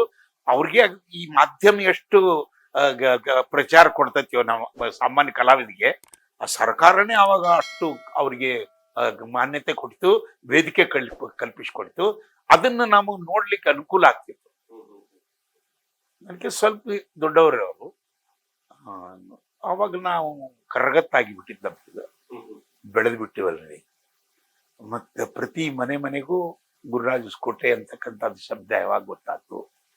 ಉತ್ತರ ಕರ್ನಾಟಕದಲ್ಲಿ ಅತಿ ಬೋಲ್ಡ್ ಹಾಡುಗಾರ ಆಗ್ಬಿಟ್ನಲ್ಲ ರೀ. ಅದು ಇಲ್ಲಿ ನನ್ನನ್ನು ಬೆಂಗಳೂರಿಗೆ ಕರ್ಕೊಂಡು ಬರ್ತಕ್ಕಂಥ ಕೆಲಸ. ಆವಾಗಲೇ ತಾಯಿ ಸತ್ತ ಮೇಲೆ, ಕಣ್ಣೀರಿನ ಕಥೆ, ಕಲಿತ ಹುಡುಗಿ, ನನ್ನ ಕರಡಿನ ಕುಡಿ ನೀನು, ಸಂಗವಕ್ಕನ ಮುದ್ದಿನ ಸೊಸೆ ಬಸಿರಾದ ಸುದ್ದಿ, ಹೆಣ್ಣಿನ ಬಾಳೆದಾಗವ್ವ ಏನು ಕಾಣೋದೈತಿ, ತಂಗಿ ಹೋಗು ನಡಿ ಮಂತ್ರಾಲಯ, ಒಂದು ಎರಡೋ ರೀ ಸಾವಿರಾರು ಹಾಡುಗಳ ರಚನೆ. 73ರ ಒಂದು ತಳಿ ಏನೈತಲ್ಲ, ಆ 73ರ ತಳಿ ಇಲ್ಲಿ ತನಕ ಈ ಸದ್ಯದ ತನಕ ಇನ್ನೂ ಪ್ರಚಲಿತ. ಜನ ನಾವು ಹೊಸ ಹಾಡನ್ನ ಹಾಡಿದ್ರು ಕೂಡ ಅದನ್ನ ಹಾಡ್ರಿ ಅಂತ, ಅದನ್ನ ಹಾಡ್ರಿ ಅಂತ. ಮತ್ತೆ ಆ ಹಾಡು ಹುಟ್ಟಿದ ಸಮಯ ಹೇಳ್ತೇನೆ ನಿಮ್ಗೆ. ಹಾಡು ಹುಟ್ಟಲಿಕ್ಕೆ ಮೊದಲನೇ ಕಾರಣ, ನಾನು ಅತಿ ಜನಪ್ರಿಯ ಹಾಡುಗಾರ ಇರೋದ್ರಿಂದ ಒಂದಿಷ್ಟು ಪ್ರಚಾರಕ್ಕೆ ನನ್ನನ್ನು ಬಳಸ್ಕೊತಿದ್ರು. ಇದು ಚುನಾವಣೆಗಳು, ಆ ನಂತರ ಯಾವಾಗಲೂ ಸರ್ಕಾರಿ ಇದು ಇದ್ರೆ ಅವಾಗ ಇದು ಬಂತು, ಫ್ಯಾಮಿಲಿ ಪ್ಲಾನಿಂಗ್, ಕುಟುಂಬ ಯೋಜನೆ. ಇದಕ್ಕಾಗಿ ಒಂದು ಬೇಕು ಎರಡು ಸಾಕು ಅಂತ ಹೇಳಿ ಏನೋ ಇದು ಶುರುವಾಯ್ತು, ಆರಂಭ ಆಯ್ತು. ಅವಾಗ ಮೊದಲು ಮೂರು ಸಾಕೇನು, ಎರಡು ಬೇಕೋ ಗೀತ್ ಗೊತ್ತಿಲ್ಲ. ಆನಂತರ ಒಂದಕ್ಕೆ ಬಂತದ್ದು. ಆವಾಗ ನನ್ನ ಬಿಜಾಪುರದಲ್ಲಿ, ಅಂದ್ರೆ ಅವಿಭಾಜಿತ ಜಿಲ್ಲೆ ರೀ ಅದು, ಬಾಗಲಕೋಟೆ ಆಗಿರಲಿಲ್ಲ. ಆ ಅವಿಭಾಜಿತ ಬಿಜಾಪುರ ಜಿಲ್ಲೆಯ ಮಾಲಿಂಗಪುರದವ ನಾನು. ಆ ಸರ್ಕಾರಿ ಕಾರ್ಯಕ್ರಮ ಅಂದ್ರೆ ಆ ಫ್ಯಾಮಿಲಿ ಪ್ಲಾನಿಂಗ್ ಕಾರ್ಯಕ್ರಮಕ್ಕೆ ನನ್ನ ಒಂದು ಊರಿಗೆ 70 ರೂಪಾಯಿ ಕೊಡ್ತಿದ್ರು. ಅಂದ್ರೆ 40-45 ನಿಮಿಷ ಹಾಡ್ತಿದ್ರಿ ನಾನು. ನಾನು ಹಾಡಿದ ನಂತರ ಜನಗಳು ಬರ್ತಿದ್ರಲ್ಲ, ಜನಗಳು ಬಂದಾಗ ಇವ್ರು ಏನು ಪ್ರಚಾರಕ್ಕೆ ಏನೇನು ಬೇಕೋ ಅದನ್ನ ಮಾಡ್ಕೋತಿದ್ರು. ಆ ಪ್ರಚಾರದಲ್ಲಿ ಒಬ್ಬಳು ಹೆಣ್ಮಗಳು ಬರ್ತಿತ್ತು. ಅವ್ರು ಇನ್ನೂ ಇದ್ದಾರೆ, ಬೆಂಗಳೂರಿನಲ್ಲೇ ಇದ್ದಾರೆ ಅವರು. ದೇವರು ಒಂದೊಂದು ಸೃಷ್ಟಿ ಮಾಡ್ತಾನೆ. ಹೆಂಗ್ ಸೃಷ್ಟಿ ಮಾಡ್ತಾನಂತಂದ್ರೆ, ಒಂದ್ಸಲ ನೋಡಿದ್ರೆ ಇನ್ನೊಂದ್ಸಲ ನೋಡ್ಬೇಕು, ಆ ಸೌಂದರ್ಯವನ್ನು ಸೃಷ್ಟಿ ಮಾಡ್ತಾನೆ. ಆ ಹೆಣ್ಮಗಳಲ್ಲಿ ಅಂತ ಆಕರ್ಷಣೆ. ಅವಳ ಬಡತನ ಸಾಮಾನ್ಯ ಕೆಲಸಗಾರ್ತಿ ಆಕಿ ಆ ಫ್ಯಾಮಿಲಿ ಪ್ಲಾನಿಂಗ್ ಪ್ರಚಾರಕ್ಕೆ, ಆ ಕಾರ್ಯಕ್ರಮಗಳಿಗೆ ಆಕಿನೂ ಬರ್ತಿತ್ತು ಹಳ್ಳಿಗಳೊಳಗ. ಆಕಿ ಬಂದಾಗ ಈ ಕೀಟ್ಲೆ ಹುಡುಗರು ಉಡಾಳ ಹುಡುಗರು ಇರ್ತಾರಲ್ಲ, ಏನಾದ್ರು ಮಾಡೋರು, ಏನಾದ್ರು ಕಾಟ ಕೊಡೋರು ಸುಮ್ಮನೆ. ಅವಾಗೂ ಎಲ್ಲ ಕಾಲಕ್ಕೂ ಇದೆ ರೀ ಅದು. ಈ ಹಿಂದೂ ಇತ್ತು, ಮುಂದೆ ಇತ್ತು, ದೇವಾನು ದೇವತೆ ಪುರಾಣ ಕಾಲದಲ್ಲೂ ಕೂಡ ಅದೆಲ್ಲ ಇದೆ, ಒಂದು ಹೆಣ್ಣಿನ ಕಾಡೋದು. ಅದನ್ನ ನೋಡ್ತಾ ಇದ್ದೇನೆ ನಾನು. ಇಲ್ಲಿ ನನಗೆ ಒಂದು ಕಂಟೆಂಟ್ ಸಿಕ್ತು, ಏನು ಅಂತಂದ್ರೆ ಹೆಣ್ಮಕ್ಳನ್ನ ಈ ಗಂಡಸ ಜಾತಿ ಅಂತಕ್ಕಂಥದ್ದು ಒಂದಿಷ್ಟು ಕೆಣಕುತ್ತೆ. ಒಂದು ಕಂಟೆಂಟು. ಜೊತೆಗೆ ಆ ಆ ಫ್ಯಾಮಿಲಿ ಪ್ಲಾನಿಂಗ್ ಏನು ನಡೀತಾ ಇತ್ತಲ್ಲ ಪ್ರಚಾರ, ಅದು ಫೇಲ್ ಆಯ್ತು. ಹೆಂಗ್ ಫೇಲ್ ಆಯ್ತು ಅಂದ್ರೆ ಜನಸಂಖ್ಯೆ ಸಿಕ್ಕಾಪಟ್ಟೆ ಜಾಸ್ತಿ ಆಗ್ಲಿಕ್ಕೆ. ಸರ್ಕಾರದ ಮಾತು ಯಾರು ಕೇಳ್ತಾರೆ? ಈಗ ನಮ್ಮ ಅಪ್ಪನೇ 9 ಮಂದಿ ಮಕ್ಕಳನ್ನ ಕೊಟ್ಟಿರ್ತಕ್ಕಂಥ ವ್ಯಕ್ತಿ. ಇಂಥದ್ರಲ್ಲಿ ಅವಾಗ ಫೇಲ್ ಆದದ್ದನ್ನ ನಾನು ಆ ಕಲಿತ ಹುಡುಗಿಲಿ ಮೆನ್ಷನ್ ಮಾಡಿದ್ದೆ. ಅದು ಹೆಂಗಂದ್ರೆ ಹಾಡನ್ನ ಕೇಳುವಾಗ ಕಲಿತ ಹುಡುಗಿ ಬಗ್ಗೆ ಒಂಚೂರು ವರ್ಣನೆ. ಅದು ಏನ್ ವರ್ಣನೆ ಅಂದ್ರೆ, ಅದನ್ನ ಕಂಡ ನಮ್ಮ ಹಳ್ಳಿ ಮಂದಿ ದಂಗ ಆಗಿ ಹೋತ, ಕಲಿತ ಹುಡುಗಿ ಕುದುರಿ ನಡಿಗೆ ಹಿಡಿದು ಬರ್ತಿತ್ತ, ಹುಟ್ಟ ಸೀರಿಯ ತೆಳಗಿನ ಧಡಿಯು ಕಸ ಹೊಡಿಯತಿತ್ತ, ಮುನ್ಸಿಪಾಲ್ಟಿ ಆಳಿನಕ್ಕಿಂತ ಸ್ವಚ್ಛ ಮಾಡತಿತ್ತ, ಜುಲ್ಪಿ ಬಿಟ್ಟ ಹಿಂದ ರಿಬ್ಬನ್ನ ಬಾಚಿ ಕಟ್ಟಿತ್ತ, ಭರ್ರಂತ ನಡಿಯುವಾಗ ಬಾಬ್ಬಿ ರಿಬ್ಬನ್ನ ದುರುಕಿ ಹೊಡಿತಿತ್ತ, ಕಲಿತ ಹುಡುಗಿ ಕುದುರಿ. ಅದನ್ನ ವರ್ಣನ ಎಲ್ಲಿ ತನಕ ಮಾಡಿದೆ ಅಂದ್ರೆ, ಎತ್ತರ ಹಿಮ್ಮಡ ಚಪ್ಪಲ ಒಮ್ಮೊಮ್ಮೆ ತೊಡಕಾಲ ಬಡಿತಿತ್ತ, ಮೊಳಕೈಗೊಂದು ತೊಗಲಿನ ಚೀಲ ಜೋತ ಬಿದ್ದಿತ್ತ, ಕಣ್ಣಿನ ನೋಟಕ್ಕೆ ಕಾಲಿನ ತಾಳ ಕೈಯಲ್ಲಿಯ ಪುರುಸತ್ತ, ಬಳ್ಳಿ ಅಂಗ ಬಡುಕು ನಡುವು ನರ್ತನ ನಡೆಸಿತ್ತ. ಇಷ್ಟು ವರ್ಣನೆ ಅಂದ್ರೆ ಒಂದು 3 ಸ್ಟಾಂಜಾದಲ್ಲಿ ವರ್ಣನೆ. ಆ ವರ್ಣನೆ ಆದ ನಂತರ ಆ ಸೌಂದರ್ಯವನ್ನು ನೋಡಿ ಯಾರ್ಯಾರು ಏನೇನು ಅನಾಹುತ ಮಾಡ್ಕೊಂಡ್ರು, ಅದೇ ಹಾಡಿನ ಕಂಟೆಂಟ್. ಅಲ್ಲಿ ಬಡಿಗ ಬರ್ತಾನೆ, ಕಮ್ಮಾರ್ ಬರ್ತಾನೆ, ಕುಂಬಾರ್ ಬರ್ತಾನೆ, ನೇಕಾರ್ ಬರ್ತಾನೆ, ಎಲ್ಲರೂ ಬರ್ತಾರೆ. ಎಲ್ಲ ಅದೇನು ಆಯ್ಗಾರರು ಎಲ್ಲರೂ. ಕಮ್ಮರ ಹುಡುಗ ಕಬ್ಬಿಣ ಕಾಸಿ ಬಡಿತಾ ಕುಂತಿತ್ತ, ಹಾದ ಹೋಗುವಾಗ ಹುಡುಗಿ ಮ್ಯಾಲೆ ಅವನ ನೆದರ ಬಿತ್ತ, ಮ್ಯಾಲ ಎತ್ತಿದ ಕಬ್ಬಿಣ ಸುತ್ತಿಗೆ ಫಟ್ ಅಂತ ಬಂತ, ಕಬ್ಬಿಣ ಮ್ಯಾಲ ಕುಂಡ್ರು ಹೊಡೆತ ಕೈಯ ಮ್ಯಾಲ ಬಿತ್ತ, ಕಲಿತ ಹುಡುಗಿ ಹುಡುಗ ಅಲ್ಲ ಕುಂಬಾರ ಹುಡುಗ ಗಡಿಗಿ ಮಾಡಕ ರಾಡಿ ಕಲಸತಿತ್ತ, ಚಕ್ಕಂತ ಬಂದ ಹುಡುಗಿಯ ಮ್ಯಾಲೆ ಬಿತ್ತ ಅವನ ಚಿತ್ತ, ತೆಳಗ ಕೂತ ಹುಡುಗನ ಹೆಂಡ್ತಿ ನೀರ ಬೆರೆಸತಿತ್ತ, ಹೆಂಡ್ತಿ ಖಬರ ಇಲ್ಲದೆ ತುಳಿದಾನ ಸ್ವಂಟ ಮುರಿದ ಹೋತ. ಈ ತರ ಎಲ್ಲರೂ ಆಯ್ಗಾರ. ಅದರಲ್ಲಿ ಎಲ್ಲಾ ಆಯ್ಗಾರರು ನಮ್ಮದ್ ಸೇರಿಸ್ರಿ ನಿಮ್ಮದ್ ಸೇರಿಸ್ರಿ, ಅವಾಗ ಬೇಡಿಕೆರಿ. ಎಲ್ಲ ಎಷ್ಟು ಮಂದಿ ಕೆಲಸಗಾರರು ಅದಾರ. ಫಾರ್ ಎಕ್ಸಾಂಪಲ್, ಸಿಟಿ ಒಳಗ ಇದು ಆಟೋಗಳದ್ದು ಶುರುವಾಯ್ತು. ಅವು ಬಂದೇ ಕೇಳೇ ಬಿಟ್ಟಾರೆ ಬಿಜಾಪುರದಲ್ಲಿ. ಏನ್ ಸರ್ ಎಲ್ಲಾರು ಆಡ್ತೀರಿ, ನಾವೇನ್ ನೀವು ಮಲ್ಮಕ್ಕಳ ನಾವು ಅಂತ ಅಂದ್ಬಿಟ್ಟ.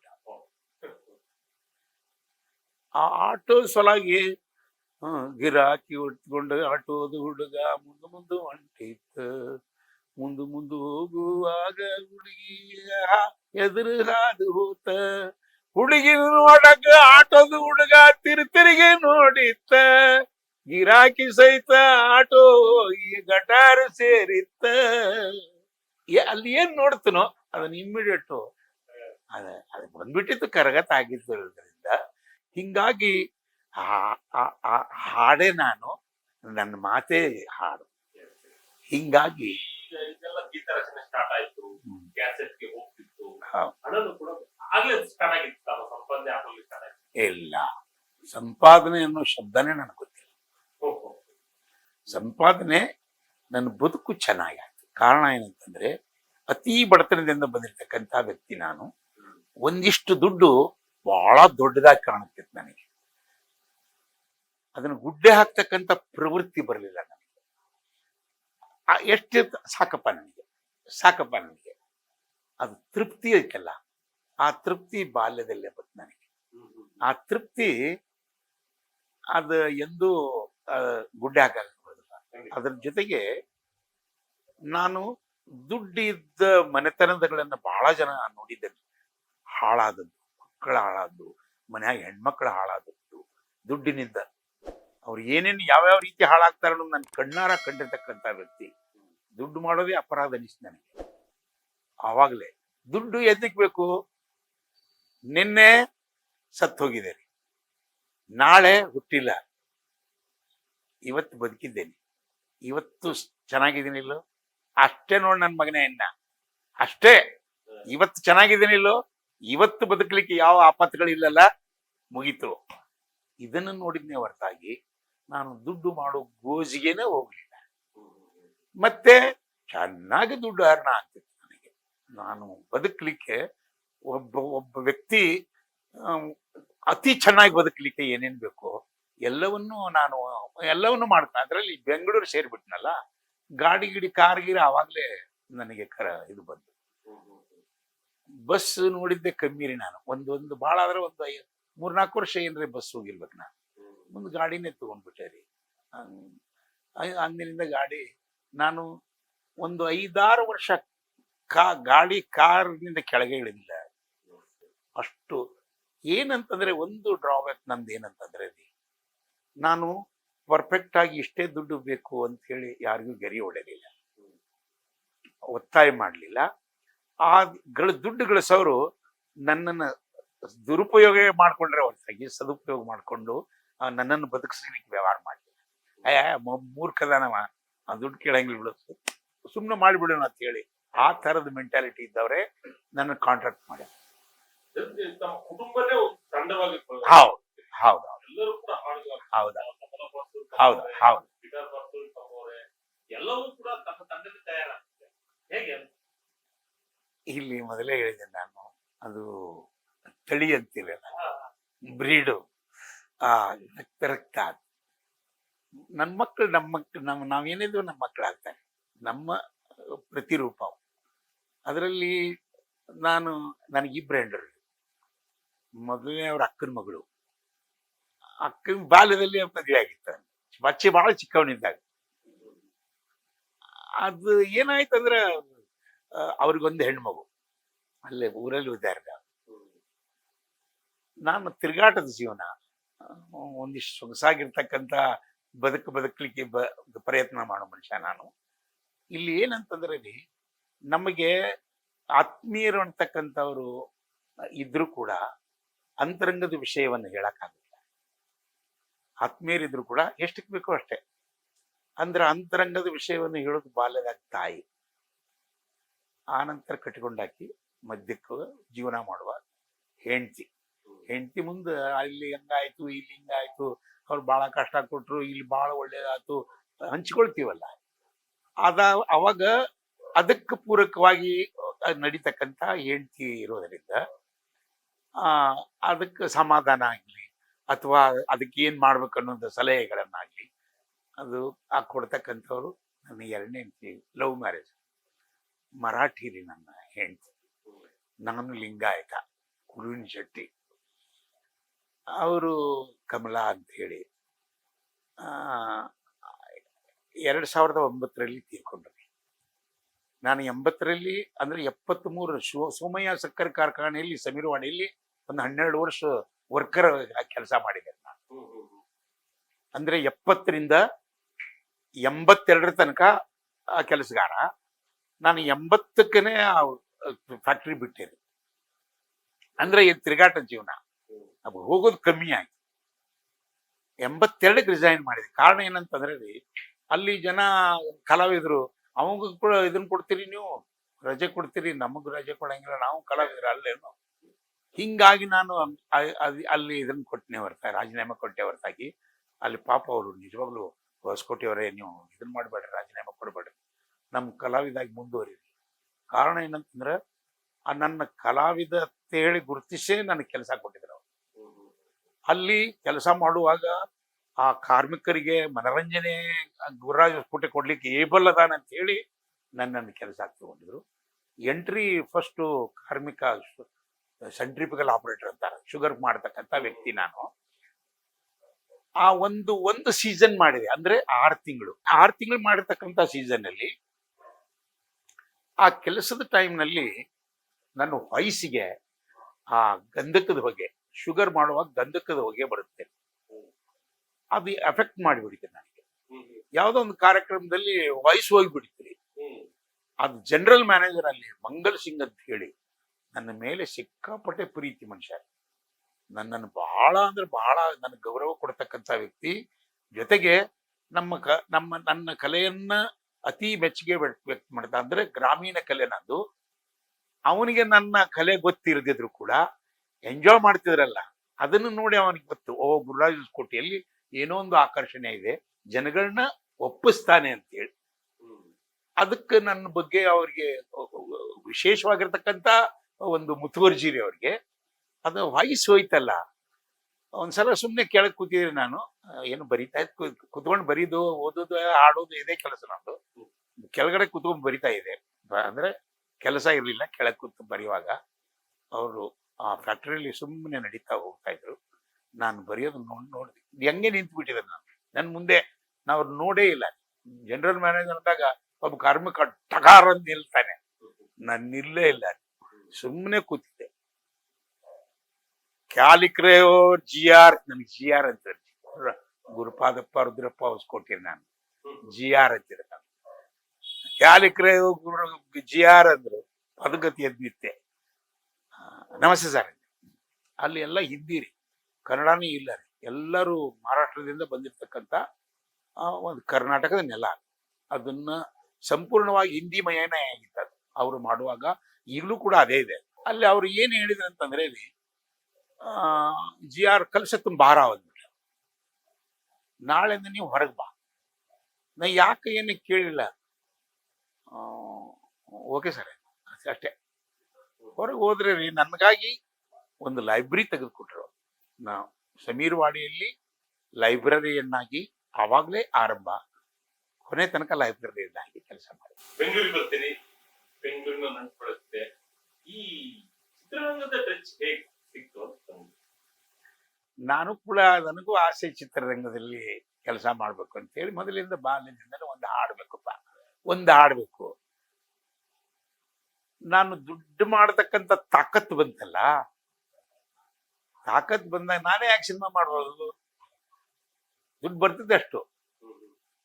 ಆವಾಗ ಆ ಸಿನಿಮಾಕ್ಕೆ ತೊಡಗಿಸ್ತಕ್ಕಂಥ ದುಡ್ಡು ಕಮ್ಮಿನೇ. ಅವಾಗ ನಾನು ಅವಾಗ ಒಂದು 9 ಲಕ್ಷ ರೂಪಾಯಿ ಹಾಡಿ ಕೂಡಿಸಿದ ದುಡ್ಡು. ಫಸ್ಟ್ ಒಂದು ಸಿನಿಮಾ ಮಾಡಿದೆ ನಾನು ಇಲ್ಲಿ ಬಂದಾಗ. 84, 85 ಏನು ಅವಾಗ ಪೂಜೆ ಮಾಡಿದ್ದು. ಅದರ ಹೆಸರು ಅಲ್ಲೇ ಇರೋದು ನೋಡಿ. ಸಂಗೀತ ನಂದೆ, ಸಾಹಿತ್ಯ ನಂದೆ, ಕಥೆ ನಂದೆ, ನಾನೇ ಹೀರೋ ಆಗಿ ಪಾತ್ರ ಮಾಡಿದೆ. ಅದು ಈಗ ಸಾಧು ಇದಲ್ಲ, ಸಾಧು ಕೋಕಿಲ. ಆವಾಗ ನನ್ ಕೂಡ ಅವರೆಲ್ಲ ಈ ಜನಪದ ಹಾಡುಗಳಿಗೆ ಸಾಥಿದಾರರಿ, ನುಡಿಸ್ತಿದ್ರು. ಅವಾಗ ಅವರು ಕೂಡ ಆ ಸಂಗೀತ ಮಾಡುವಾಗ ಸಹಾಯಕ ಆ ಸಿನಿಮಾಕ್ಕೆ ಅವರು. ಅವಾಗ ಒಂದು ಸಿನಿಮಾ ಮಾಡಿದೆ, ಅಂದ್ರೆ ತೃಪ್ತಿ ಆಯ್ತಲ್ಲ, ನಾನು ಸಿನಿಮಾ ಮಾಡಿದೆ ಅಂತ. ಆ ಸಿನಿಮಾ ಹೊಸಬರಿಗೆ ಆವಾಗ ಅಷ್ಟೊಂದು ಕಾಲ ಇರಲಿಲ್ಲ. ಹೊಸಬ್ರ ಕಾಲ ಅಲ್ಲ, ಆವಾಗ 91ಕ್ಕೆ ರಿಲೀಸ್ ಮಾಡಿದೆ ನಾನು. 90 ಚಿಕ್ಕ ಸ್ವಲ್ಪ ತೆಗಿದಲ್ರಿ. ಮತ್ತೆ ನಾನು ಹಾಡ್ಲಿಕ್ಕೆ ದುಡ್ಡು ತರಕ್ ಹೋಗಮ್ಮ. ಆ ಸಿನಿಮಾ ಒಬ್ಬರಿಗೆ ಮ್ಯಾನೇಜರ್ ಇರ್ತಾರಲ್ಲ, ಯಾರು ಏನೋ ಅಂತ ಹೇಳಲ್ಲ ನಾನು. ಆ ಟೀಮು ಅದು ಸಿನಿಮಾ ಕುಲಿಗೆಡಿಸ್ಬಿಡ್ತು. ನನ್ನ ಥೀಮ್ ಏನಿತ್ತಂದ್ರ, ಆವಾಗಿನ ವೇಳೆಯಲ್ಲಿ ದಾದಾ ಕೋಂಡ್ಕೆ ಮರಾಠಿಯಲ್ಲಿ ಒಂದು ಸುಂದರವಾಗಿರ್ತಕ್ಕಂಥ ಲೋಕ ಸೃಷ್ಟಿ ಮಾಡಿದ್ದಾರೆ. ಚಿಕ್ಕ ಬಜೆಟ್ ನಲ್ಲಿ ಫ್ಯಾಮಿಲಿ ಓರಿಯೆಂಟ್ ಸಿನಿಮಾಗಳನ್ನ ಕೊಡ್ತಿದ್ರು. ಎಲ್ಲ ಡಬಲ್ ಮೀನಿಂಗ್ ಶಬ್ದಗಳವರು. ಬೋಟ್ಲಾವ್ಲೆ ತಿತ್ತ ಗುದ್ಗುಲ್ಯ, ಸೋಂಗಾಡ್ಯ, ಇಂಥ ಸಿನಿಮಾಗಳು ಅವೆಲ್ಲ ನನಗೆ ಬಹಳ ಪ್ರಭಾವ ಬೀರಿದ್ರಿ. ಇವ್ರ ಸಿನಿಮಾನು ನೋಡ್ತಿದ್ದೆ ನಾನು. ನನಗೇನ್ ಅನಿಸ್ತು, ಯಾಕ ಆ ಒಂದು ಜಾಡ್ನೊಳಗ ಸಿನಿಮಾ ಮಾಡಬಾರ್ದು ಅಂತ ಹೇಳಿ ಆ ಜಾಡನ್ನ ಇಟ್ಕೊಂಡು ನಾನೊಂದು ಅಲ್ಲೇ ಇರೋದು ನೋಡಿ ಕತೆ ಬರ್ತಿದ್ದೆ. ಇಲ್ಲಿ ಬಂದಾಗ ಇವ್ರಿಗೆ ಅದೆಲ್ಲ ಇವ್ರಿಗೇನು ಗೊತ್ತ್ರಿ, ಆ ಟೀಮ್ಗೆ ಏನೇನೋ ಮಾಡಿಬಿಟ್ರು. ಯಾವನೋ ದೊಡ್ಡವ್ರು ಮಾಡಕ್ ಇರ್ತಾರಲ್ಲ ತಮ್ಮ ಜನಗಳು. ನಾವು ಗುರುರಾಜ್ ಕೊಟ್ಟಿದ್ರೆ ಏನೂ ಗೊತ್ತಿಲ್ಲಪ್ಪ ಅವ್ರಿಗೆ. ಸಿನಿಮಾ ನಮ್ಗೇನು ಗೊತ್ತೂ ಇರ್ಲಿಲ್ಲ ಬಿಡ್ರಿ. ದುಡ್ಡು ಹಾಕ್ಬೋದು, ಸಾಹಿತ್ಯ ಬರಿಬಹುದು, ಅದ ಕತೆ ಬರಿಬಹುದು, ಏನೆಲ್ಲ ಬರಿಬಹುದು. ಆ ಸಿನಿಮಾ ಮೇಕಿಂಗು ನಮ್ದಲ್ವಲ್ಲ. ಹಿಂಗಾಗಿ ಅದು ಕುಲುಗೆಡಿಸ್ಬಿಡ್ತು. ನಾ ಅವಾಗ ಏನ್ ಮಾಡಿದ್ದು, ಅದನ್ನ ಕೆಂಪೇಗೌಡ ಪ್ಯಾಕೇಜ್ನಲ್ಲಿ ಒಂದೇ ಪ್ರಿಂಟ್ ಇಟ್ಕೊಂಡು ಬಿಡುಗಡೆ ಮಾಡಿದೆ. ಸುಮ್ಮನೆ ಬಿಡುಗಡೆ ಮಾಡಿದೆ, ಒಂದೇ ಪ್ರಿಂಟ್. ಯಾಕಂದ್ರೆ ನಂದು ಅಷ್ಟು ಶ್ರೀಮಂತ ಅಲ್ಲ ರೀ ನಾನು. ಕಾಪಿಗಳನ್ನ ಹಾಕಿ ಸಮಗ್ರ ಕರ್ನಾಟಕದಲ್ಲಿ ಬಿಡುವಷ್ಟು ನಮ್ ತಾಕತ್ತು ಇರಲಿಲ್ಲ ರೀ. ಬೇರೆಯವರು ನಮಗ ಕ್ಯಾರೆ ಇರಲಿಲ್ಲ ಅವಾಗ ನನಗೆ ಗೊತ್ತದು ಸಿನಿಮಾ ವ್ಯವಹಾರ ಇಷ್ಟೇ ಇದೆ, ಹೊಸಬರಿಗೆ ಕೆಲಸ ಅಲ್ಲ. ಸುಮ್ಮನೆ ನಮ್ಮ ಕೆಲಸ ಒಂದು ಹಾಡ್ಬೇಕಂತಕ್ಕಂಥದ್ದು ಆಸೆ ಇತ್ತು, ಸಿನಿಮಾನೇ ಮಾಡಿಬಿಟ್ಟಿಲ್ಲ. ಅದು ಅಲ್ಲಿಗೆ ಅದು ಎಂಡ್ ಮಾಡಿಬಿಟ್ಟೆ ರೀ ನಾನು. ಆದ್ರೆ ನನ್ನ ಜನಪ್ರಿಯತೆ ಬಹಳ ಇತ್ತು. ಹೌದು, ಆ ಒಂದು ಕಾಲಘಟ್ಟದಲ್ಲಿ ಜನಪ್ರಿಯತೆ ಮಾಡಿ ಆ ಸುಮಾರು ಒಂದು 1,500 ವೇದಿಕೆ ಕಾರ್ಯಕ್ರಮಕ್ಕೆ ಆಗ್ತಿತ್ತು.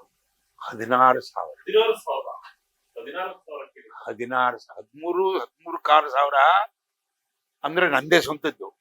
ಬೇರೆಯವ್ರು ಕೂಡ ಅಂದ್ರೆ ಅವ್ರು ಗೆಸ್ಟ್ ಆಗಿ ಹೋಗಿರ್ತೇವೆ. ಗೆಸ್ಟ್ ಆಗಿ ಹೋದವು ಕೂಡ ಎಲ್ಲ ಕೆಲಸ ನಮ್ದೇ. ಅವ್ರು ಸುಮ್ನೆ ನಾಮಕಾವಾಸ್ತೆ. ಅವರು ಜನ ಎಲ್ಲ ಕೇಳುದಿಲ್ಲ, ನಮ್ದೇ ಕೇಳ್ತಾರ. ಹಿಂಗ್ ಹೊಸಕೋಟೆ ಗುರುರಾಜ್ ಹೊಸಕೋಟೆ ಹಾಡ ಈ ಹಾಡ ಹೇಳಿದ್ರೆ ಟೈಮ್ ಆಗೋದೆ. ಹಿಂಗಾಗಿ ಅದು ಟೋಟಲಿ ಒಂದು 16,000 ಹಾಡುಗಳ ವೇದಿಕೆ. ಹೌದು. ಹಿಂಗಾಗಿ ಅಧಿಕೃತವಾಗಿ ಒಂದು 13,000 ಅಧಿಕೃತ ನಂದೇ. ಎಲ್ಲವೂ ನಂದೇ. ಅಂದ್ರೆ ಒಂದೊಂದು ದಿನಕ್ಕೆ 3-4 ಕಾರ್ಯಕ್ರಮ ಮಾಡಿದ್ದೀನಿ. 3 ಕಾರ್ಯಕ್ರಮ. ಭದ್ರಾ ಟೋಟಲಿ ಇಲ್ಲ. ಭದ್ರಾವತಿಯಲ್ಲಿ 4 ಕಾರ್ಯಕ್ರಮ ಮಾಡಿದ್ದೇನೆ. ಮಂಜುನಾಥ ಕಲಾ ಮಂದಿರದಲ್ಲಿ. ಮಂಜುನಾಥ ಇದು ಚೌಟ್ರಿ ಏನ್ರಿ ಅದು, ಮದುವೆ ಮಂಟಪ, ಅಲ್ಲಿ ಕಲ್ಯಾಣ ಮಂಟಪದಲ್ಲಿ ಆ ಥರದ ಕಾರ್ಯಕ್ರಮಗಳು. ಏನಂತಂದ್ರೆ ರೀ, ಕಾಂಟ್ರಾಕ್ಟ್ ಮಾಡ್ಕೊಂಡು ಹೋಗ್ತಿದ್ರು.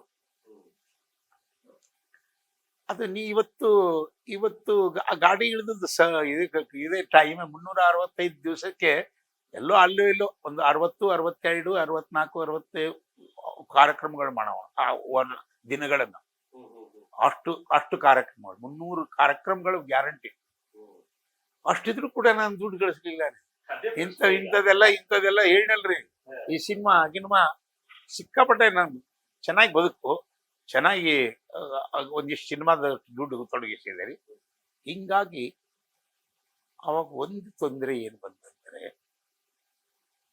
ಅದು ಇವತ್ತು ಹೇಳ್ಬಾರ್ದು ನಾನು, ಆದ್ರೂ ಹೇಳ್ತೇನೆ ನಿಮ್ಮ ಮುಂದೆ. ಯಾಕಂದ್ರೆ ತೆರೆದ ಹೃದಯ, ನಮ್ಮ ಜೀವನ ಪುಟಗಳನ್ನ ತೆರೆಯುವಾಗ ಅದ ಕಹಿ ಭಾಗ ಎಲ್ಲಿ ಬರುತ್ತೆ ಅಂತಂದ್ರೆ, ಬಹಳ ದೊಡ್ಡವರು, ಬಹಳ ಅತಿ ಜನಪ್ರಿಯ ವ್ಯಕ್ತಿಗಳು ನಮ್ಮ ಟೀಮನ್ನೇ ಕೊಲ್ಯಾಪ್ಸ್ ಮಾಡ್ಲಿಕ್ಕೆ ಪ್ರಯತ್ನ. ನಮ್ಮ ಹುಡುಗರು ಕೂಡ ಅವ್ರ ಮಾತನ್ನ ಕೇಳಿ ಹೋಗ್ಬಿಟ್ರು. ಬಹಳ ದೊಡ್ಡವರು ಹೇಳಲ್ಲ ನಾ ಯಾರು. ಅವ್ರ ಮಾತು ಕೇಳಿ ನಮ್ಮ ಕಾರ್ಯಕ್ರಮದಿಂದ ಹುಡುಗರು ಅಂದ್ರೆ ನನ್ನ ಟೀಮ್ನಿಂದ ನಿರ್ಗಮಿಸಿದಾಗ ಅವಾಗ ಏನಾಯ್ತಂದ್ರೆ ಅಪಪ್ರಚಾರ. ಅವ್ರ ಟೀಮ್ ಹೊಡೆದೋಗಿದೆ. ಗುರುರಾಜ್ ಹೊಸಕೋಟೆ ಅವ್ರ ವಯಸ್ಸು ಮೊದಲಿನ ತರ ಇಲ್ಲ. ದೊಡ್ಡವರು, ಬಹಳ ಜಾನೆಮಾನೆ ಕಲಾವಿದರು ಇರ್ತಾರಲ್ಲ, ಅವರು ಕೂಡ ಇದನ್ನ ಈ ತರ ಅಪಪ್ರಚಾರ. ಅವಾಗ ಲಹರಿ ಅವ್ರಿಗೆ ನನಗೂ ಸ್ವಲ್ಪ ಮನಸ್ತಾಪ ಆಯ್ತು ರೀ. ಅವರು ನಮ್ಗೆ ತಿಳುವಳಿಕೆ ಇರಲಿಲ್ಲರಿ. ಒಂದ್ ಲೈನ್ ಇದ್ರೊಳಗ ಅವ್ರು ಏನ್ ಬರ್ಕೊಂಡಿದ್ರ, ನಾನು ಗುರುರಾಜ್ ಹೊಸಕೋಟೆ ಲಹರಿ ಕಲಾವಿದ, ಯಾರಿಗೂ ಹಾಡಂಗಿಲ್ಲ, ಯಾರಿಗೂ ಬರೆದ್ಕೊಡಂಗಿಲ್ಲ, ಆ ತರದ ಒತ್ತಡ. ಒಂದು ಯಾವ್ದೋ ಇದರಲ್ಲಿ ಬರ್ಕೊಂಡಿದ್ದೆ, ಒನ್ ವೇ ಟ್ರಾಫಿಕ್ ಅಗ್ರಿಮೆಂಟ್ ಬರ್ದಿದ್ದೆ. ನಾನು ಸಿಗ್ನೇಚರ್ ಮಾಡಿದ್ದೆ, ನಾನು ನೋಡ್ತಿರ್ಲಿಲ್ಲ, ಅದನ್ನ ಸಿಗ್ನೇಚರ್ ಮಾಡ್ಬಿಟ್ಟಿದ್ದೆ. ಅವ್ರು ಬೇರೆಯವ್ರಿಗೆ ಹಾಡು ಕೊಡುವಂಗಿಲ್ಲ, ತಾವು ಕೊಡಂಗಿಲ್ಲ. ಅವಾಗ ಆಶ್ರಯ ಬಂದದ್ದೇ ಪಬ್ಲಿಕ್ ಪ್ರೋಗ್ರಾಮ್. ಯಾರೋ ನಮ್ಮನ್ನ ಕೈ ಹಿಡಿವಲ್ವಲ್ಲ. ಪಬ್ಲಿಕ್ ಅಷ್ಟು ಸಮಗ್ರ ಕರ್ನಾಟಕ ನನ್ನ ಏರಿಯಾ ಆಯ್ತು. ಬೀದರ್ದಿಂದ ಗುಡ್ಲುಪೇಟೆ ತನಕ ಅಷ್ಟೊಂದು ಕ್ಷೇತ್ರ ದೊಡ್ಡದಾಗ್ಬಿಟ್ಟಿದ್ದಾರೆ. ಅಂದ್ರೆ ಕರ್ನಾಟಕ ಪ್ರಸಿದ್ಧ ಅಂತಾರೆ, ಸುಪ್ರಸಿದ್ಧ ಅಂತಾರೆ. ಇಲ್ಲಿ ಅವರು ದಾವಣಗೆರೆ ದಾಟಂಗಿಲ್ಲ ರೀ, ದುರ್ಗಾ ದಾಟಂಗಿಲ್ಲ ರೀ, ಅಲ್ಲಿ ಅವರು ದುರ್ಗಾ ದಾಟಂಗಿಲ್ಲ. ಈ ಕಡೆ ಬರಕ್ಕೆ ಆಗಂಗಿಲ್ಲ. ಆದ್ರೆ ಸಮಗ್ರವನ್ನ ಕ್ಯಾಪ್ಚರ್ ಮಾಡ್ಕೊಂಡಿರ್ತಕ್ಕಂಥ ಮನುಷ್ಯನ. ಹಿಂಗಾಗಿ ನನಗೆ ಪಬ್ಲಿಕ್ ಪ್ರೋಗ್ರಾಮ್ ಇರೋದ್ರಿಂದ ಬದುಕು ಚಂದಿತ್ತು, ಏನ್ ಕಷ್ಟ ಆಗ್ಲಿಲ್ಲ. ಆದ್ರೆ ಇತರೆ ವ್ಯವಹಾರಗಳಿಗೆ ಕಷ್ಟ ಆಗಿಲ್ಲ. ಆವಾಗ ಒಂದಿಷ್ಟು ಕಷ್ಟದ ದಿನಗಳು ಶುರುವಾಯಿತು. ಕಷ್ಟದ ದಿನಗಳಂದ್ರೆ ಅಂದ್ರೆ ಏನಾದ್ರು ವಿಶೇಷ ಏನಾದ್ರು ಮಾಡ್ಕೊಳ್ಲಿಕ್ಕೆ ಆಗ್ತಿರ್ಲಿಲ್ಲ. ಒಂದಿಷ್ಟು ದೊಡ್ಡ ಅಮೌಂಟ್ ತೊಡಗಿಸ್ಲಿಕ್ಕೆ ಆಗ್ತಿರ್ಲಿಲ್ಲ. ಆವಾಗ ಸೈಟ್ ಎಷ್ಟಂದ್ರೇನು 3,000 ರೂಪಾಯಿ. ಕೈ ಮುಗಿತಿದ್ರು ನನಗೆ, ನೀವು ಸೈಟ್ಗಳು ಮಾಡ್ಕೊಡ್ರಿ, ಕೈ ಮುಗಿತಿದ್ರು. ಅಷ್ಟು ಜನಪ್ರಿಯ ಕಲಾವಿದ ನಾನು. ಆವಾಗ ಈ ಸಿನಿಮಾದ ಗೀಳು ಎಲ್ಲ ತಂದು ಅದಕ್ಕೆ ಹಾಕಿದೆ. ಹಿಂಗಾಗಿ ಒಂದಿಷ್ಟು ಎಲ್ಲ 4 ಮೂಲೆಗಳಿಂದ ಹೊಡೆತ ಬಿದ್ದುಬಿಡ್ತಲ್ಲ, ಒಂದು ಸ್ವಲ್ಪ ಜರಿತಾದೆ. ಆ ನಂತರ ಬರ್ತಾ ಬರ್ತಾ ಈ ಸಿನಿಮಾ ಅವರು ಲಹರಿ ಅವರು ಒಂದು ಸಿನಿಮಾ ಮಾಡಿದ್ರು, ಮಹಾಕ್ಷತ್ರಿಯ, ವಿಷ್ಣು ಅವರ ನಾಯಕತ್ವದಲ್ಲಿ. ಅದಕ್ಕೆ ಹಾಡನ್ನ ಒಂದು ಏನೈತಿ ಒಳಗ ಏನೇನೈತಿ, ಆ ಹಾಡನ್ನ ಹಾಡಿದವ ನಾನೇ, ಹಂಸಲೇಖ ಅವರ ಸಂಗೀತದಲ್ಲಿ. ಅತಿ ಜನಪ್ರಿಯ ಆಯ್ತು. ಆವಾಗ ಏನಾಯ್ತು ಅಂತಾರೆ, ಒಮ್ಮೆಲೆ ದಿಢೀರಂತ ಹಾಡು ಜನಪ್ರಿಯ ಆಯ್ತು. ಅದಕ್ಕೂ ಕೂಡ ಕತ್ರಿ ಹಂಗಂದ್ರ ಗೊತ್ತಿದೆ ರೀ, ಒಬ್ಬ ವ್ಯಕ್ತಿ ಆ ಸಿನಿಮಾ ಲ್ಯಾಂಡ್ ನಲ್ಲಿ ಹೇಳುವಾಗ ಬಾಧೆಗಳು ಬಹಳ ಬರ್ತವೆ. ಅದನ್ನು ಕೂಡ ಡಬಲ್ ಮೀನಿಂಗ್ ಅಂತ ಕಟ್ ಮಾಡಿಬಿಟ್ರು. ಅಂದ್ರೆ ಸಿನಿಮಾದಿಂದ ಕಟ್ ಆಗ್ಲಿಲ್ಲ. ಸಿನಿಮಾದಿಂದ ಯಾಕೆ ಕಟ್ ಆಗ್ಲಿಲ್ಲ, ಲಹರಿ ಬಹಳ ಬೋಲ್ಡ್ ಮನುಷ್ಯ. ನಾ ಬೇಕು ಅಂತ ಹಾಕೊಂಡಿರ್ತಕ್ಕಂಥ ಸಿನಿಮಾ ಹಾಡೋದು ಏನಾದ್ರು ನೀವು ಯಾವುದೇ ನಿಮ್ಮ ಇದ್ರೊಳಗೆ ಕಟ್ ಮಾಡ್ಕೊಡ್ರಿ, ನಾ ಪಬ್ಲಿಕ್ಗೆ ಕಟ್ ಮಾಡಲ್ಲ, ಸಿನಿಮಾದಲ್ಲೂ ಕಟ್ ಮಾಡಲ್ಲ. ಇಂಥದ್ದು ಬಹಳ ನಡೆದು, ಹಿಂಗಾಗಿ ಆ ಸಿನಿಮಾದ ಬಗ್ಗೆ ಬೇಜಾರು ಬಂತ್ರಿ ನನಗೆ. ಬೇಜಾರು ಶುರು ಆಯ್ತು. ನಾ ದೂರ ಆಗ್ಲಿಕ್ಕಿದ್ದೆ. ದೂರ ಆದ್ರೂ ಕೂಡ ಒಂದೊಂದೇ ಈಗ ಸಂಗ್ಯಾಬಾಳ್ಯ ಬಂತು. ಸಂಗ್ಯಾಬಾಳ್ಯ ಬಂದಾಗ ಸುಂದರ ಕೃಷ್ಣ ಅರಸೇನ ರಾಜೇಶ್ಕೋಟೆ ಅವರ ಉತ್ತರ ಕರ್ನಾಟಕ ಇದು ಸಾಹಿತ್ಯ, ಉತ್ತರ ಕರ್ನಾಟಕ ಕಥೆ ನೀವು ನಮ್ಗೆ ಕೋಆಪರೇಟ್ ಮಾಡಿದ್ರೆ ಒಂದು ಸ್ವಲ್ಪ ಚೆನ್ನಾಗಿ ಬರುತ್ತೆ. ಆವಾಗ ಅವ್ರು ಕೂಡ ಒಂದು ಸ್ವಲ್ಪ ಸಂಗ್ಯಾಬಾಳ್ಯದಲ್ಲಿ ಒಂದು ಹಾಡ ಹಾಡಿದೆ, ಒಂದಿಷ್ಟು ಹಾಡುಗಳನ್ನ ಬರೆದು ಕೊಟ್ಟೆ. ಅಲ್ಲಿಂದ ಒಂದೊಂದೇ ಹಾಡುಗಳು. ನಿಮ್ಮ ಹೆಸರು ಮರೆತು ಬಿಟ್ಟೆ. ಅವಾಗ ಒಂದು ರಾಜ್ಕುಮಾರ್ ಸಲ ಒಂದು ಹಾಡು ಬರ್ದಿದ್ರು ಅವರು, ಯಾರು ಬಾರದು ತವರಿನ ಸಿರಿ ಸಿನಿಮಾ ರೀ, ತವರಿನ ತೊಟ್ಟಿಲು. ಅದಕ್ಕೆ ಒಂದು ಹಾಡ ಹಾಡಿದೆ ರೀ, ಬಾರದು ಬರಬಾರದು ನೊಂದ ಹೆಣ್ಣು ತವರಿಗೆ.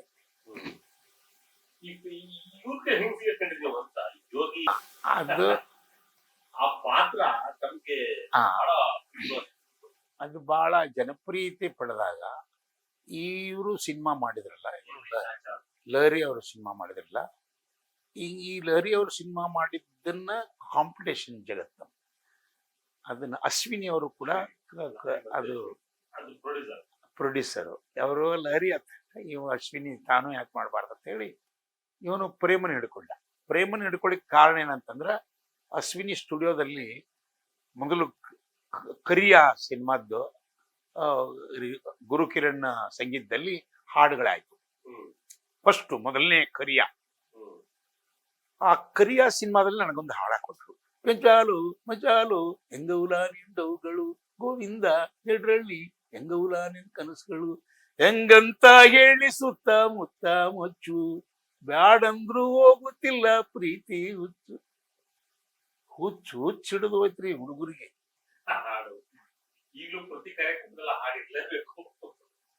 ನಾನು ಬರ್ದಾಗ ನಾಗೇಂದ್ರ ಪ್ರಸಾದ್ ಅವರಿಗೆ ಏನ್ ಹಾಡು ಏನ್ ಬರೀತೀರಿ ಅಂದಾಗ, ಗುರುಗಳೇ ನೀವು ಸುಮ್ನೆ ಹಾಡ್ರಿ, ನೀವು ಆನಂತರ ನನಗೆ ಹೇಳ್ರಿ ಅಂದ್ರೆ ನನ್ನ ಬಹಳ ಅಭಿಮಾನಿ ನಾಗೇಂದ್ರ ಪ್ರಸಾದ್ ಅಂದ್ರೆ ಅಷ್ಟೇ ಗೌರವ.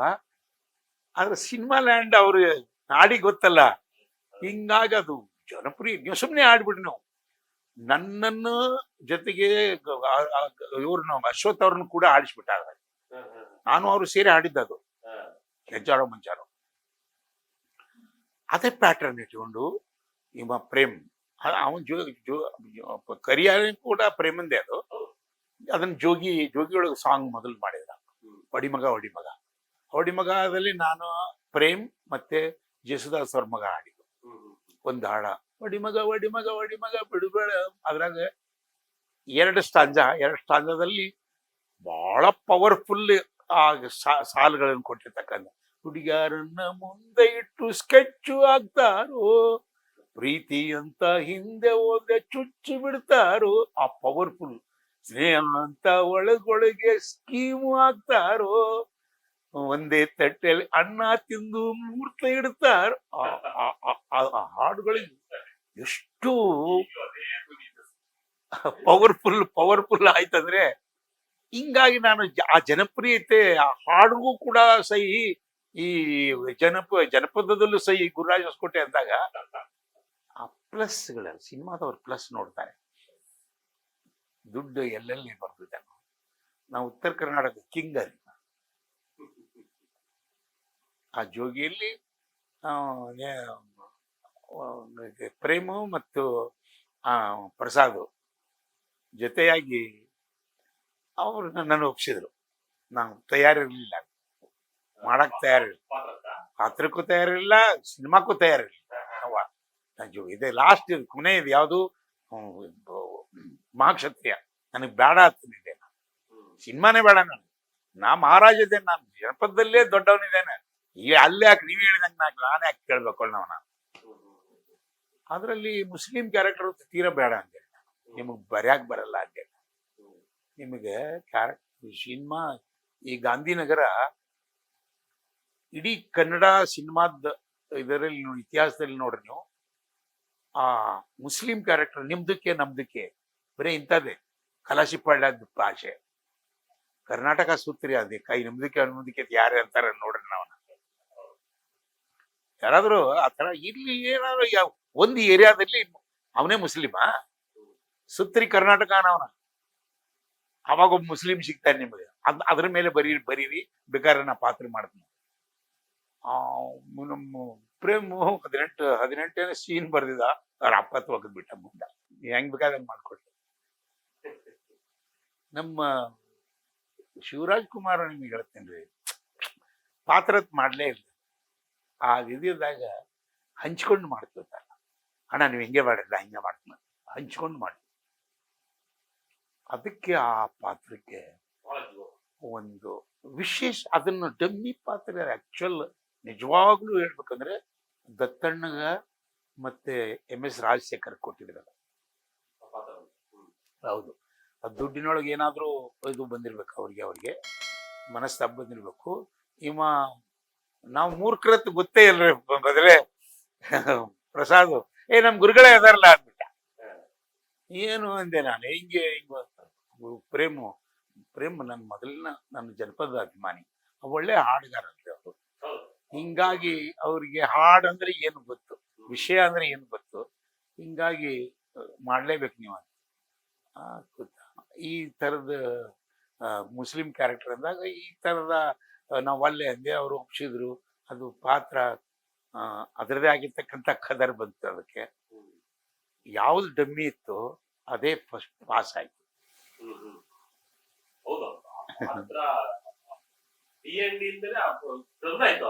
ಬೂಬಯ್ಯ ಚಾಚಾ 2005ರಲ್ಲಿ ಜೋಗಿ ಬಂದಿದೆ. ಬೂಬಯ್ಯ ಚಾಚಾ ಅಂತಕ್ಕಂಥ ಶಬ್ದನೇ ಇನ್ನೂ ಅಳಗಿಲ್ಲ.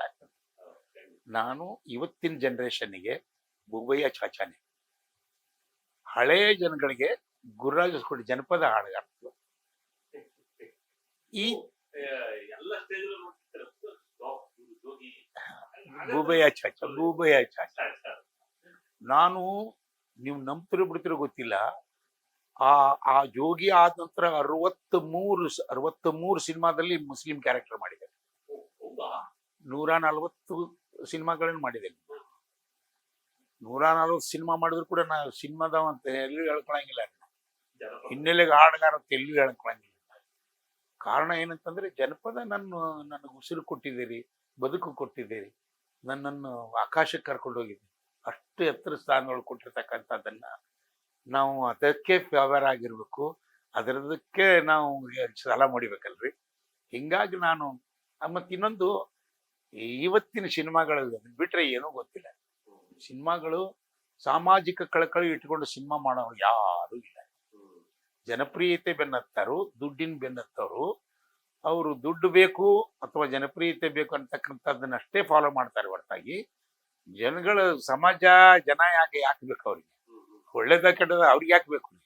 ನಾವೊಂದು ಬದುಕ್ತೀನಿಲ್ಲೋ ನನ್ಗೊಂದು ಬರ್ತತಿಲ್ಲೋ ಅನ್ನುವಂಥ ಮನೋಭಾವದವರು ಇವತ್ತಿನ ಸಿನಿಮಾ ಮೇಕರ್ಸು. ಮೊದಲಿನ ಮೇಕರ್ಸ್ ಏನಿದ್ರಂದ್ರೆ ಶತಾಯ ಗತಾಯ ಜನ ಮೆಚ್ಚಲಿ, ಪರಿವರ್ತನೆ ಆಗ್ಲಿ ಅಂತಕ್ಕಂಥ ಮನೋಭಾವ ಇರ್ತಕ್ಕಂಥವ್ರಿದ್ರು. ಇವತ್ತಿನ ಮನೋಭಾವ ಹಂಗಿಲ್ಲ. ಇವತ್ತಿನ ಮನೋಭಾವ ಓನ್ಲಿ ದುಡ್ಡು. ಅವ ಹೆಂಗ್ ಸಿನಿಮಾ ಮಾಡಿದ ಅದರ ಅಪ್ಪನಂತ ಬರೀ ಅಪರಾಧ, ಬರೀ ರಕ್ತಪಾತ, ಬರೀ ಮಚ್ಚುಲಾಂಗು, ಬರೀ ಹೊಡೆದಾಟ ಬಡದಾಟ, ಬರೀ ನಿಮಗೆ ಹೇಳ್ತೇನೆ ರೀ, ವಿಷ ಬೀಜ ಬಿತ್ತತಕ್ಕಂಥ ವ್ಯವಹಾರಗಳೇ ಸಿನಿಮಾಗಳೇ ಹೊರತಾಗಿ ಇವತ್ತಿನ ಜನರೇಷನ್ನು ನಮ್ಮ ಪ್ರಾಣಿಗೂ ಈ ಕೂಡಬೇಕು, ಹಂಚ್ಕೊಳ್ಬೇಕು, ಎಲ್ಲರೂ ಬದುಕುವಾಗ ನಗನಗ್ತಾ ಬದುಕಬೇಕು ಅಂತಕ್ಕಂಥ ಕಳಕಳಿ ವ್ಯಕ್ತ ಮಾಡ್ತಕ್ಕಂಥ ಆ ವಿಷಯವನ್ನು ಬಿತ್ತತಕ್ಕಂಥ ಸಿನಿಮಾಗಳೇ ಇಲ್ಲ. ನಿಮ್ಗೆ ನಾನು ಅಲ್ಲ ಇನ್ನೊಂದು ರೀ, ಸಿನಿಮಾದವ್ರು ಮಾಡೋ ಕೆಲಸ ಏನು, ನಾನ್ ಮಾಡೋ ಕೆಲಸ ಏನು? ಸಿನಿಮಾದವರು ಅಷ್ಟೊಂದು ದುಡ್ಡು ಹಾಕಿ ಏನ್ ಮಾಡ್ತಾರ ಅವರು ನಮ್ಗೆ ಗೊತ್ತಾಯ್ತ್ರಿ. ಅದು ಬರೀ ಒಂದ್ ಪೆನ್ನು ಪೇಪರ್ನಿಂದ ನಾನು ಪರಿವರ್ತನೆ ಆಗ್ತಕ್ಕಂಥ ವರ್ಕ್ ಮಾಡ್ತಾನಲ್ಲ ರೀ. ನನ್ನಲ್ಲಿರ್ತಕ್ಕಂಥ ಇದು ಬರೀ ಒಂದು ಹಾಡಿನಿಂದ ಜನಗಳಿಗೆ ನಾನು ಇದನ್ನ ಹೇಳ್ತೇನೆ, ಪಾಠ ಹೇಳ್ತೇನೆ. ನನ್ಗೆ ಆ ಲೆಕ್ಕಾಚಾರ. ಹಿಂಗಾಗಿ ನಾನು ಸಿನಿಮಾ ಹೆಚ್ಚು ಪ್ರೀತಿ. ಈಗಲೂ ಕೂಡ ಸಿನಿಮಾದ ಊಟ ಮಾಡ್ತೇನೆ. ಅದ್ರ ಬಗ್ಗೆ ತಪ್ಪು ಮಾತಾಡಬಾರ್ದು ನಾವು. ಸಿನಿಮಾ ಊಟ ಮಾಡುವಾಗ ಸಿನಿಮಾಗೆ ನಾ ಫೇವರ್ ಇದ್ದೇನೆ, ಅದು ಪ್ರೀತಿ ಮಾಡಲ್ಲ. ಪ್ರೀತಿ ನನ್ನ ಪ್ರೀತಿ ಏನಂದ್ರೆ ಜನಪದ ಉಳಿಸ್ಬೇಕು, ಜನಪದ ಬೆಳೆಸ್ಬೇಕು, ಜನಪದ ಬಳಸ್ಬೇಕು. ನಮ್ಮ ಬೇಸ್ರ, ನಮ್ಮ ಪಾಯ, ಅದ್ರ ಮೇಲೆ ಇಡೀ ಸಂಗೀತ ಹುಟ್ಟಿದೆ. ಅದ್ರ ಮೇಲೆ ಇಡೀ ಈ ಸಾಂಸ್ಕೃತಿಕ ಲೋಕ ಬೆಳೆದಿರ್ತಕ್ಕಂಥದ್ದು ಜನಪದದಲ್ಲಿ. ಅದನ್ನೇ ಮೊದಲಿನ ವ್ಯವಸಾಯಗಾರರು, ಕೆಲಸಗಾರರು ಅದನ್ನ ನಂಬಿಕೊಂಡೇ ಅದೇ ಅವ್ರಿಗೆ ಮನರಂಜನೆ. ಹಾಡ್ತಾ ಕೆಲಸ ಮಾಡ್ತಿದ್ರು. ಈಗ ಬೀಸುವಾಗ, ಕುಟ್ಟುವಾಗ ಇಡೀ ಅವ್ರ ಮನೆತನದ ಚರಿತ್ರೆಯನ್ನೇ ಆ ಹಾಡಿನೊಳಗೆ ಇದನ್ನ ಮಾಡ್ತಿದ್ರು. ನೋಡ್ರಿ ನೀವು, ಅದ ಸಂತೋಷ ರೀ. ಅದು ಅವ್ರು ಯಾರು ಮಾಡದೇ ಇರ್ತಕ್ಕಂಥ ಕೆಲಸವನ್ನ ಅವ್ರವ್ರ ಮನೆಯವರು ಅವ್ರವ್ರ ಪ್ರಚಾರಗಳನ್ನ ಮಾಡ್ತಿದ್ರು. ಅದನ್ನೇ ಒಕ್ಕಲ್ಗಾರು ಹಂತಿ ಹೊಡಿಯುವಾಗ ಅಥವಾ ಬಿತ್ತುವಾಗ, ಉತ್ತುವಾಗ, ತೂರುವಾಗ ಹಾಡುಗಳನ್ನ ಜನಪದ ಶೈಲಿಯನ್ನೇ ಬೆಳೆಸುತ್ತಿದ್ರು. ಟೋಟಲಿ ಜನಪದ ಅಂತಕ್ಕಂಥದ್ದು ಬದುಕು ಬಾಲ್ಯದಿಂದ ಅಥವಾ ಹುಟ್ಟಿನಿಂದ ಬಂದಿರತಕ್ಕಂಥದ್ದು. ಸಾಯೋ ತನಕ ಅದು ಜನಪದ ನಮ್ಮ ಬೆನ್ನತ್ತಿ ಬಂದಿರತಕ್ಕಂಥದ್ದು.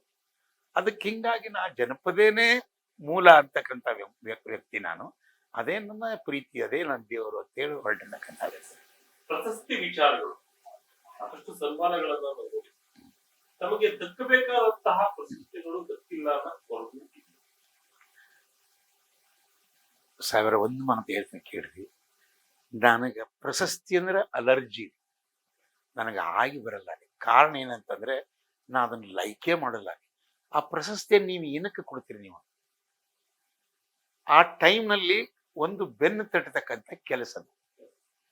ಅದರಿಂದ ಬದುಕಲ್ಲ, ಅದರಿಂದ ನಮ್ಮ ಜೀವನ ನಡೆಯಲ್ಲ.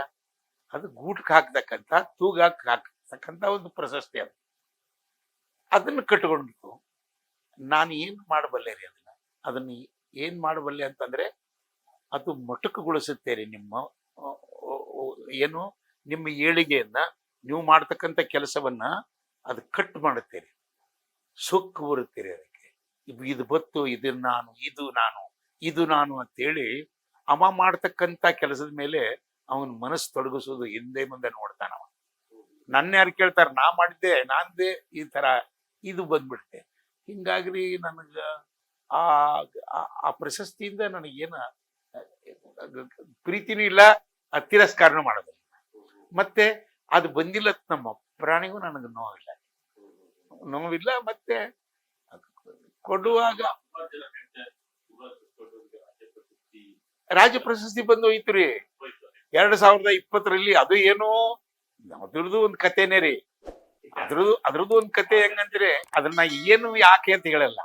ಆ ಸಮಿತಿ ಇರುತ್ತಲ್ಲ, ಆಯ್ಕೆ ಸಮಿತಿಯು ಮತ್ತೆ ಅದನ್ನ ಅದನ್ನ ಈಗ ಜನಪ್ರತಿನಿಧಿಗಳಿರ್ತಾರೆ, ಕೆಲವೊಂದು ಅವ್ರವ್ರ ಏರಿಯಾದೊಳಗೆ ಅವ್ರವ್ರಿಗೆ ಮಾತು ಕೊಟ್ಟಿರ್ತಾರೆ. ಅಲ್ಲಿ ಆ ಪ್ರಶಸ್ತಿ ಕಿತ್ತುಕೊಳ್ಳೋದಾಗುತ್ತೆ ಹೊರತಾಗಿ, ಒತ್ತಾಯ ಪೂರ್ವಕ ಕೊಡೋದಾಗುತ್ತೆ ಹೊರತಾಗಿ, ಪ್ರೀತಿಯಿಂದ ಒಬ್ಬ ಕಲಾವಿದ ಅಂತ ಹೇಳಿ ಗುರುತಿಸ್ಕೊಡ್ತಕ್ಕಂಥದ್ದು ನಮ್ಮ ಪ್ರಾಣಿಗೂ ಇನ್ನೂ ತನಕ ನಡೆದಿಲ್ಲ. ಹಿಂದೇನ್ರಿ ಆರಂಭದಲ್ಲಿ ಏನಾದ್ರು ನಡೆದಿರ್ಬೋದು, ಇವಾಗ ಮಾತ್ರ ಅದು ಟೋಟಲ್ ನಡೆಯಲ್ಲ. ಹಂಚಿಕೊಂಡು ವ್ಯವಹಾರ ಮಾಡ್ತಾರೆ. ಎಷ್ಟು ಸದಸ್ಯರು ಹೇಳ್ತಾರಲ್ಲ, ನಾನು ಘಂಟಾಘೋಷವಾಗಿ ಹೇಳ್ತೇನೆ, ಹಂಚಿಕೊಂಡು ವ್ಯವಹಾರ ಮಾಡ್ತಾರೆ. ಅದು ವ್ಯಾಪಾರ ಮಾಡಕತ್ತಾರ ನನಗನ್ನಿಸ್ತದೆ. ಈಗಲೂ ಕೂಡ ನಾನು ಅದನ್ನ ಅಧಿಕೃತವಾಗಿ ಹೇಳಕ್ ತಯಾರಿಲ್ಲ. ಅದು ಯಾಕಂತಂದ್ರೆ ಆ ಪ್ರಶಸ್ತಿ ಪ್ರೀತಿ ಮಾಡವ ಅವ ಹೊರಿಗಾಟ್ಲೆ ತನ್ನ ಪ್ರಶಸ್ತಿ ಇದನ್ನ ಕೊಟ್ಟಾರ ಅದನ್ನ ಕೊಟ್ಟಾರ ಅಂತ ಹೇಳಿ ಆ ಬುಕ್ ಮಾಡ್ಕೊಂಡು ಆ ಸಮಿತಿ ಮುಂದೆ ಒಗದು ನಾವು ದೊಡ್ಡ ಮತ್ ಹೇಳಿ ತೋರಿಸ್ಕೊತಾನ. ಅದನ್ನ ತೋರಿಸ್ಕೊಳ್ತಕ್ಕಂತ ನೋಡ್ತಕ್ಕಂತ ವ್ಯಕ್ತಿಗಳು ಇಬ್ರು ಕೂಡ ಸಾಮಾನ್ಯರ ಒಂದು ಈ ಲೋಕಲ್ ಆ ಮಾರ್ಕೆಟ್ ಏನನ್ನೋದು ನೋಡಂಗಿಲ್ಲ. ನಾವು ಯಾರು ಜನಪ್ರಿಯತೆ, ಯಾರು ಬೆಳೆದು ದೊಡ್ಡವರಾಗಿದ್ದಾರೆ ಅಂತ ಅವಾಗ ಗೊತ್ತಿದ್ರು ಕೂಡ ಆ ಟೈಮ್ದಾಗ ಅದು ಶೂನ್ಯ ಆಗ್ತದೆ. ಹಿಂಗಾಗಿ ಆ ಪ್ರಶಸ್ತಿ ಕೊಡುವಾಗ ಎಷ್ಟೇ ಪ್ರತಿಭಾವಂತಿದ್ರು ಕೂಡ ಹಿಂದೆ ಸರಿತಾರೆ. ಒತ್ತಡದಿಂದ ಬಂದಿರ್ತಕ್ಕಂಥದ್ದು ಪ್ರಶಸ್ತಿ ಸ್ವೀಕಾರ ಆಗ್ಬೇಕು. ಅಂತದ್ ನಡೀತಿದ್ರೆ ಅದು ಗೊತ್ತಿದ್ದು ನಾವ್ ಯಾಕೆ ನೋಡ್ರಿ, ನಾವು ಕಿತ್ಕೊಳ್ಳೋರು ಅಲ್ಲ, ಕೇಳೋರು ಅಲ್ಲ, ನಮಗ್ ಬೇಕಾಗೂ ಇಲ್ಲ. ಅದು ಹಿಂಗ ಹೊರಗೆ ಹೋಗಿದ್ದೇನೆ ಹೊರತಾಗಿ ಮತ್ತ ಆ ಪ್ರಶಸ್ತಿಯಿಂದ ಏನು ಉಪಯೋಗ ಇಲ್ಲ. ನಿಮ್ಗೆ ಜವಾಬ್ದಾರಿಯನ್ನ ಹೆಚ್ಚಿಸ್ತೇನೆ. ಆ ಪ್ರಶಸ್ತಿ ಏನ್ ಜವಾಬ್ದಾರಿ ಇದನ್ನ ಕೊಟ್ಟಿದ್ದಾರೆ ಅವರು. ಈ ಪ್ರಶಸ್ತಿಗೆ ಏನ್ ವೇಟ್ ಇದೆ ಅನ್ನೋದು ಮೊದಲು ನಿನ್ಗೆ ಗೊತ್ತಿರ್ಬೇಕಾರ. ಆ ಪ್ರಶಸ್ತಿ ಪ್ರಕಾರ ನೀ ಜೀವನ ಮಾಡ್ಬೇಕಾಗ್ತದೆ. ನೀ ಜನಗಳ ಮಧ್ಯಕ್ಕೆ ಇರ್ಬೇಕ. ಸಮಾಜ ನಿನಗೊಂದು ಈ ವ್ಯವಸ್ಥೆಯಲ್ಲಿ ನಿನಗೊಂದು ಜವಾಬ್ದಾರಿ ಕೊಟ್ಟಾರ. ಆ ಜವಾಬ್ದಾರಿ ವಿಮುಖ ಆದಂದ್ರೆ ಆ ಪ್ರಶಸ್ತಿಗೆ ನೀ ದ್ರೋಹ ಮಾಡಿದಂಗ. ಅದಕ್ಕಿಂತ ಹೆಚ್ಚು ದುಡಿತಾ ಹೋಗ್ಬೇಕಾದ್ರೆ ನಿನ್ನ ಪ್ರಯತ್ನಗಳು ಬಹಳ ಬೇಕು. ಅದು ಆ ಪ್ರಶಸ್ತಿ ಜವಾಬ್ದಾರಿ ಹೊರಿಸ್ತದೆ. ಮತ್ತಿಲ್ಲಿ ನಾ ಜವಾಬ್ದಾರಿ ಬಗ್ಗೆ ನನ್ಗೆ ಮೊದಲಿಂದನೂ ಗೊತ್ತೈತಿ. ಆ ಪ್ರಶಸ್ತಿ ಬಂದ್ರೆ ಜವಾಬ್ದಾರಿ ಯಾಕೆ, ನಮ್ಗೆ ಏನ್ ಕೊಡ್ಬೇಕಂದ್ರೆ ನಮ್ಗೆ ಗೊತ್ತಿದೆ ರೀ, ನಾ ಕೊಡ್ತಾ ಹೋಗ್ತೇನೆ. ಹಾವೇರಿ ನಂದದು. ಹಾವಿ ನೋಡ್ರಿ, ಹಾವಿ ಒಂದು ಚಟ ಅಂತಾರಲ್ಲ, ಆ ಚಟ ಬಿಡ್ ನನಗೆ. ಅಂದ್ರೆ ಜನ ನಗ್ತಾರಿಲ್ರಿ, ಸಂತೋಷ ಪಡ್ತಾರಿಲ್ರಿ, ಹಾಡ್ನ ಅದನ್ನ ದುಃಖದ ಹಾಡಿತ್ತ ಹಾಡ್ತಾರಿಲ್ರಿ. ನೀವು ನಂಬ್ರಿ ಬೇಕಾದ್ರೆ ಬಿಡ್ರಿ, ಸಮಗ್ರ ಕರ್ನಾಟಕವನ್ನ ಕಣ್ಣೀರು ಹಾಕ್ಸಿರ್ತಕ್ಕಂಥ ವ್ಯಕ್ತಿ ನಾನು.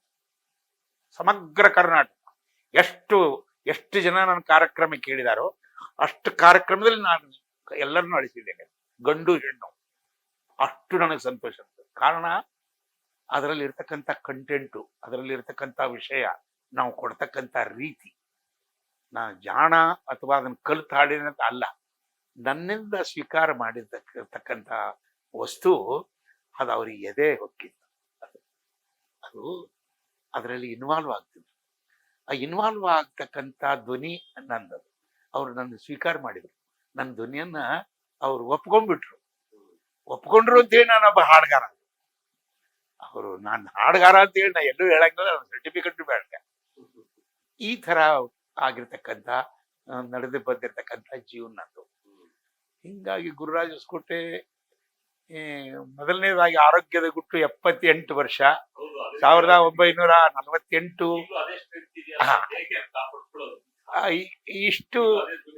ಇಷ್ಟು ಅದಕ್ಕೆ ಕಾರಣ ಪ್ರೇಕ್ಷಕರು, ಅಭಿಮಾನಿಗಳು, ಚಪ್ಪಾಳೆ, ಆ ಸಿಳ್ಳೆ, ಆ ಕೊಡ್ತಕ್ಕಂಥ ಗೌರವ, ಅದೇ ನನ್ನ ಆರೋಗ್ಯದ ಗುಟ್ಟು. ಇನ್ನೂ ತನಕ ನಗ್ನಗ್ತಾ ಇದ್ದೇನೆ ರೀ. ಇನ್ನೂ ನನಗೆ ಅದು ಇದೇನು ಬರಲ್ಲ ರೀ, ಸಣ್ಣ ಪುಟ್ಟ ಕಾಯಿಲೆಗಳು ಬರಲ್ಲ. ಅದ್ರ ಜೊತೆಗೆ ನಾವು ಕೂಡ ಅದಕ್ಕೆ ಪೂರಕವಾಗಿ ನಡ್ಕೊಳ್ಬೇಕಾಗುತ್ತೆ. ಈ ವಯಸ್ಸಿಗೆ ಏನಾದ್ರು ಎಫೆಕ್ಟ್ ಆಗತಕ್ಕಂಥ ವಸ್ತುಗಳನ್ನ ತಿನ್ನಬಾರದು. ಮತ್ತದು ಗಟ್ಟಿಯಾಗಿ ಕಾಯ್ಕೊಳ್ಬೇಕಾದ್ರೆ ಅದಕ್ಕೊಂದು ತಪಸ್ಸಿದೆ, ಅದನ್ನೆಲ್ಲ ಮಾಡ್ಬೇಕಾಗುತ್ತೆ. ಬಿಸಿ ನೀರು 55 ವರ್ಷದಿಂದ ಬಿಸಿ ನೀರು ಕುಡಿತೇನೆ ನಾನು. ಈ ಹೆರಿಗೆ ಆಗಿರ್ತಕ್ಕಂಥ ಹೆಣ್ಮಕ್ಳು ಕುಡಿಯಲ್ಲ ರೀ ಒಂದು ತಿಂಗಳು. ನಾನು ಈ 55 ವರ್ಷದಿಂದ ಬಿಸಿನೀರು ಕುಡಿತೇನೆ, ಇನ್ನೂ ತನಕ ಬಿಸಿನೀರು ಕುಡಿತೇನೆ. ಮತ್ತೆ ಬೇರೆಯವರು ಕಾಯಿಸಿದ್ದಲ್ಲ, ನಾನೇ ಕಾಯಿಸ್ಕೊಳ್ತೇನೆ. ಕಾರಣ ಏನಂತಂದ್ರೆ ಬೇರೆಯವ್ರು ಕಾಯಿಸಿದ್ದು ಅನುಮಾನ ರೀ, ಸಿಕ್ಕಾಪಟ್ಟೆ ಕಾಯಿಸಿದ್ದೆ ಹೇಳ್ಬೋದಮ್ಮ. ಇದೇನ್ ತಂಪಾಗಿತ್ತಲ್ಲ ಅಂತ ಹೇಳಿ ಕೇಳ್ತಾನ ಈವಾಗ ತಂಪಾಗಿದೆ ತರುವಾಗ ತಂಪಾಗಿದೆ ಅಂತ ಹೇಳ್ತಾನವ. ಅದಕ್ಕೆ ನಾನು ನಂಬಲ್ಲ, ನಾನೇ ಕಾಯ್ಸ್ಕೊತೀನಿ. ಮತ್ತೆ ಎಣ್ಣೆ ಪದಾರ್ಥಗಳನ್ನ ಅವಾಯ್ಡ್ ಮಾಡ್ತೀನಿ. ಇದು ಆರೋಗ್ಯದ ಗುಟ್ಟು. ಆರೋಗ್ಯದ ಗುಟ್ಟು ಅನ್ನೋದಕ್ಕಿಂತ ನನ್ನ ಧ್ವನಿ ಗುಟ್ಟು. ನನ್ನ ಧ್ವನಿ ಇಷ್ಟೊಂದು ಇನ್ನೂ ಗಟ್ಟಿಯಾಗಿ ಇನ್ನೂ ಒಂದಿಷ್ಟು ಮಾಧುರ್ಯವನ್ನು ಸೂಚಿಸಲಿಕ್ಕೆ ಕಾರಣ ಇಂಥದೆಲ್ಲ. ಈಗಲೂ ಕಾರ್ಯಕ್ರಮಗಳಿಗೆ ಸಿಕ್ಕಾಪಟ್ಟೆ ಜನ, ನಾವಲ್ಲೇ ಅಂದ್ರೂ ಜನ ಬಿಡಲ್ಲ. ಜನ ಜನರ ಅಪೇಕ್ಷೆ ಏನಂತಂದ್ರೆ, ಸರ್ ನೀವು ಬಿಡ್ತಿರಲ್ಲ ನಮ್ದು ಇದೊಂದು ಕೊನೆ ಮಾಡಿಬಿಡಿ ಅಂತ. ಯಾರ್ದು ಕೊನೆ ಮಾಡ್ಬೇಕ್ರಿ? ಯಾವ ಕಾರ್ಯಕ್ರಮ ಕೊನೆ ಮಾಡ್ಬೇಕು? ಹಿಂಗಾಗಿ ಎಷ್ಟು ಸಾಧ್ಯ ಇದೆ ಈ ಧ್ವನಿ ಎಲ್ಲಿ ತನಕ ನನಗೆ ಸಾಥ್ ಕೊಡುತ್ತೋ, ಈ ಶರೀರ ಎಲ್ಲಿ ತನಕ ನನ್ನನ್ನು ಕರ್ಕೊಂಡು ಹೋಗುತ್ತೋ ಅಲ್ಲಿ ತನಕ ವೇದಿಕೆಗೆ ಹೋಗ್ತೇನೆ. ನಿಮ್ಮ ಧ್ವನಿ ಚೆನ್ನಾಗಿದೆ ಸರ್. ಇದು ಕರ್ನಾಟಕದ ಧ್ವನಿಯನ್ನು ಕೇಳಿ ಮಾತನಾಡಲಿಕ್ಕೆ ತುಂಬ ಧನ್ಯವಾದ. ತುಂಬಾ ಧನ್ಯವಾದಗಳು.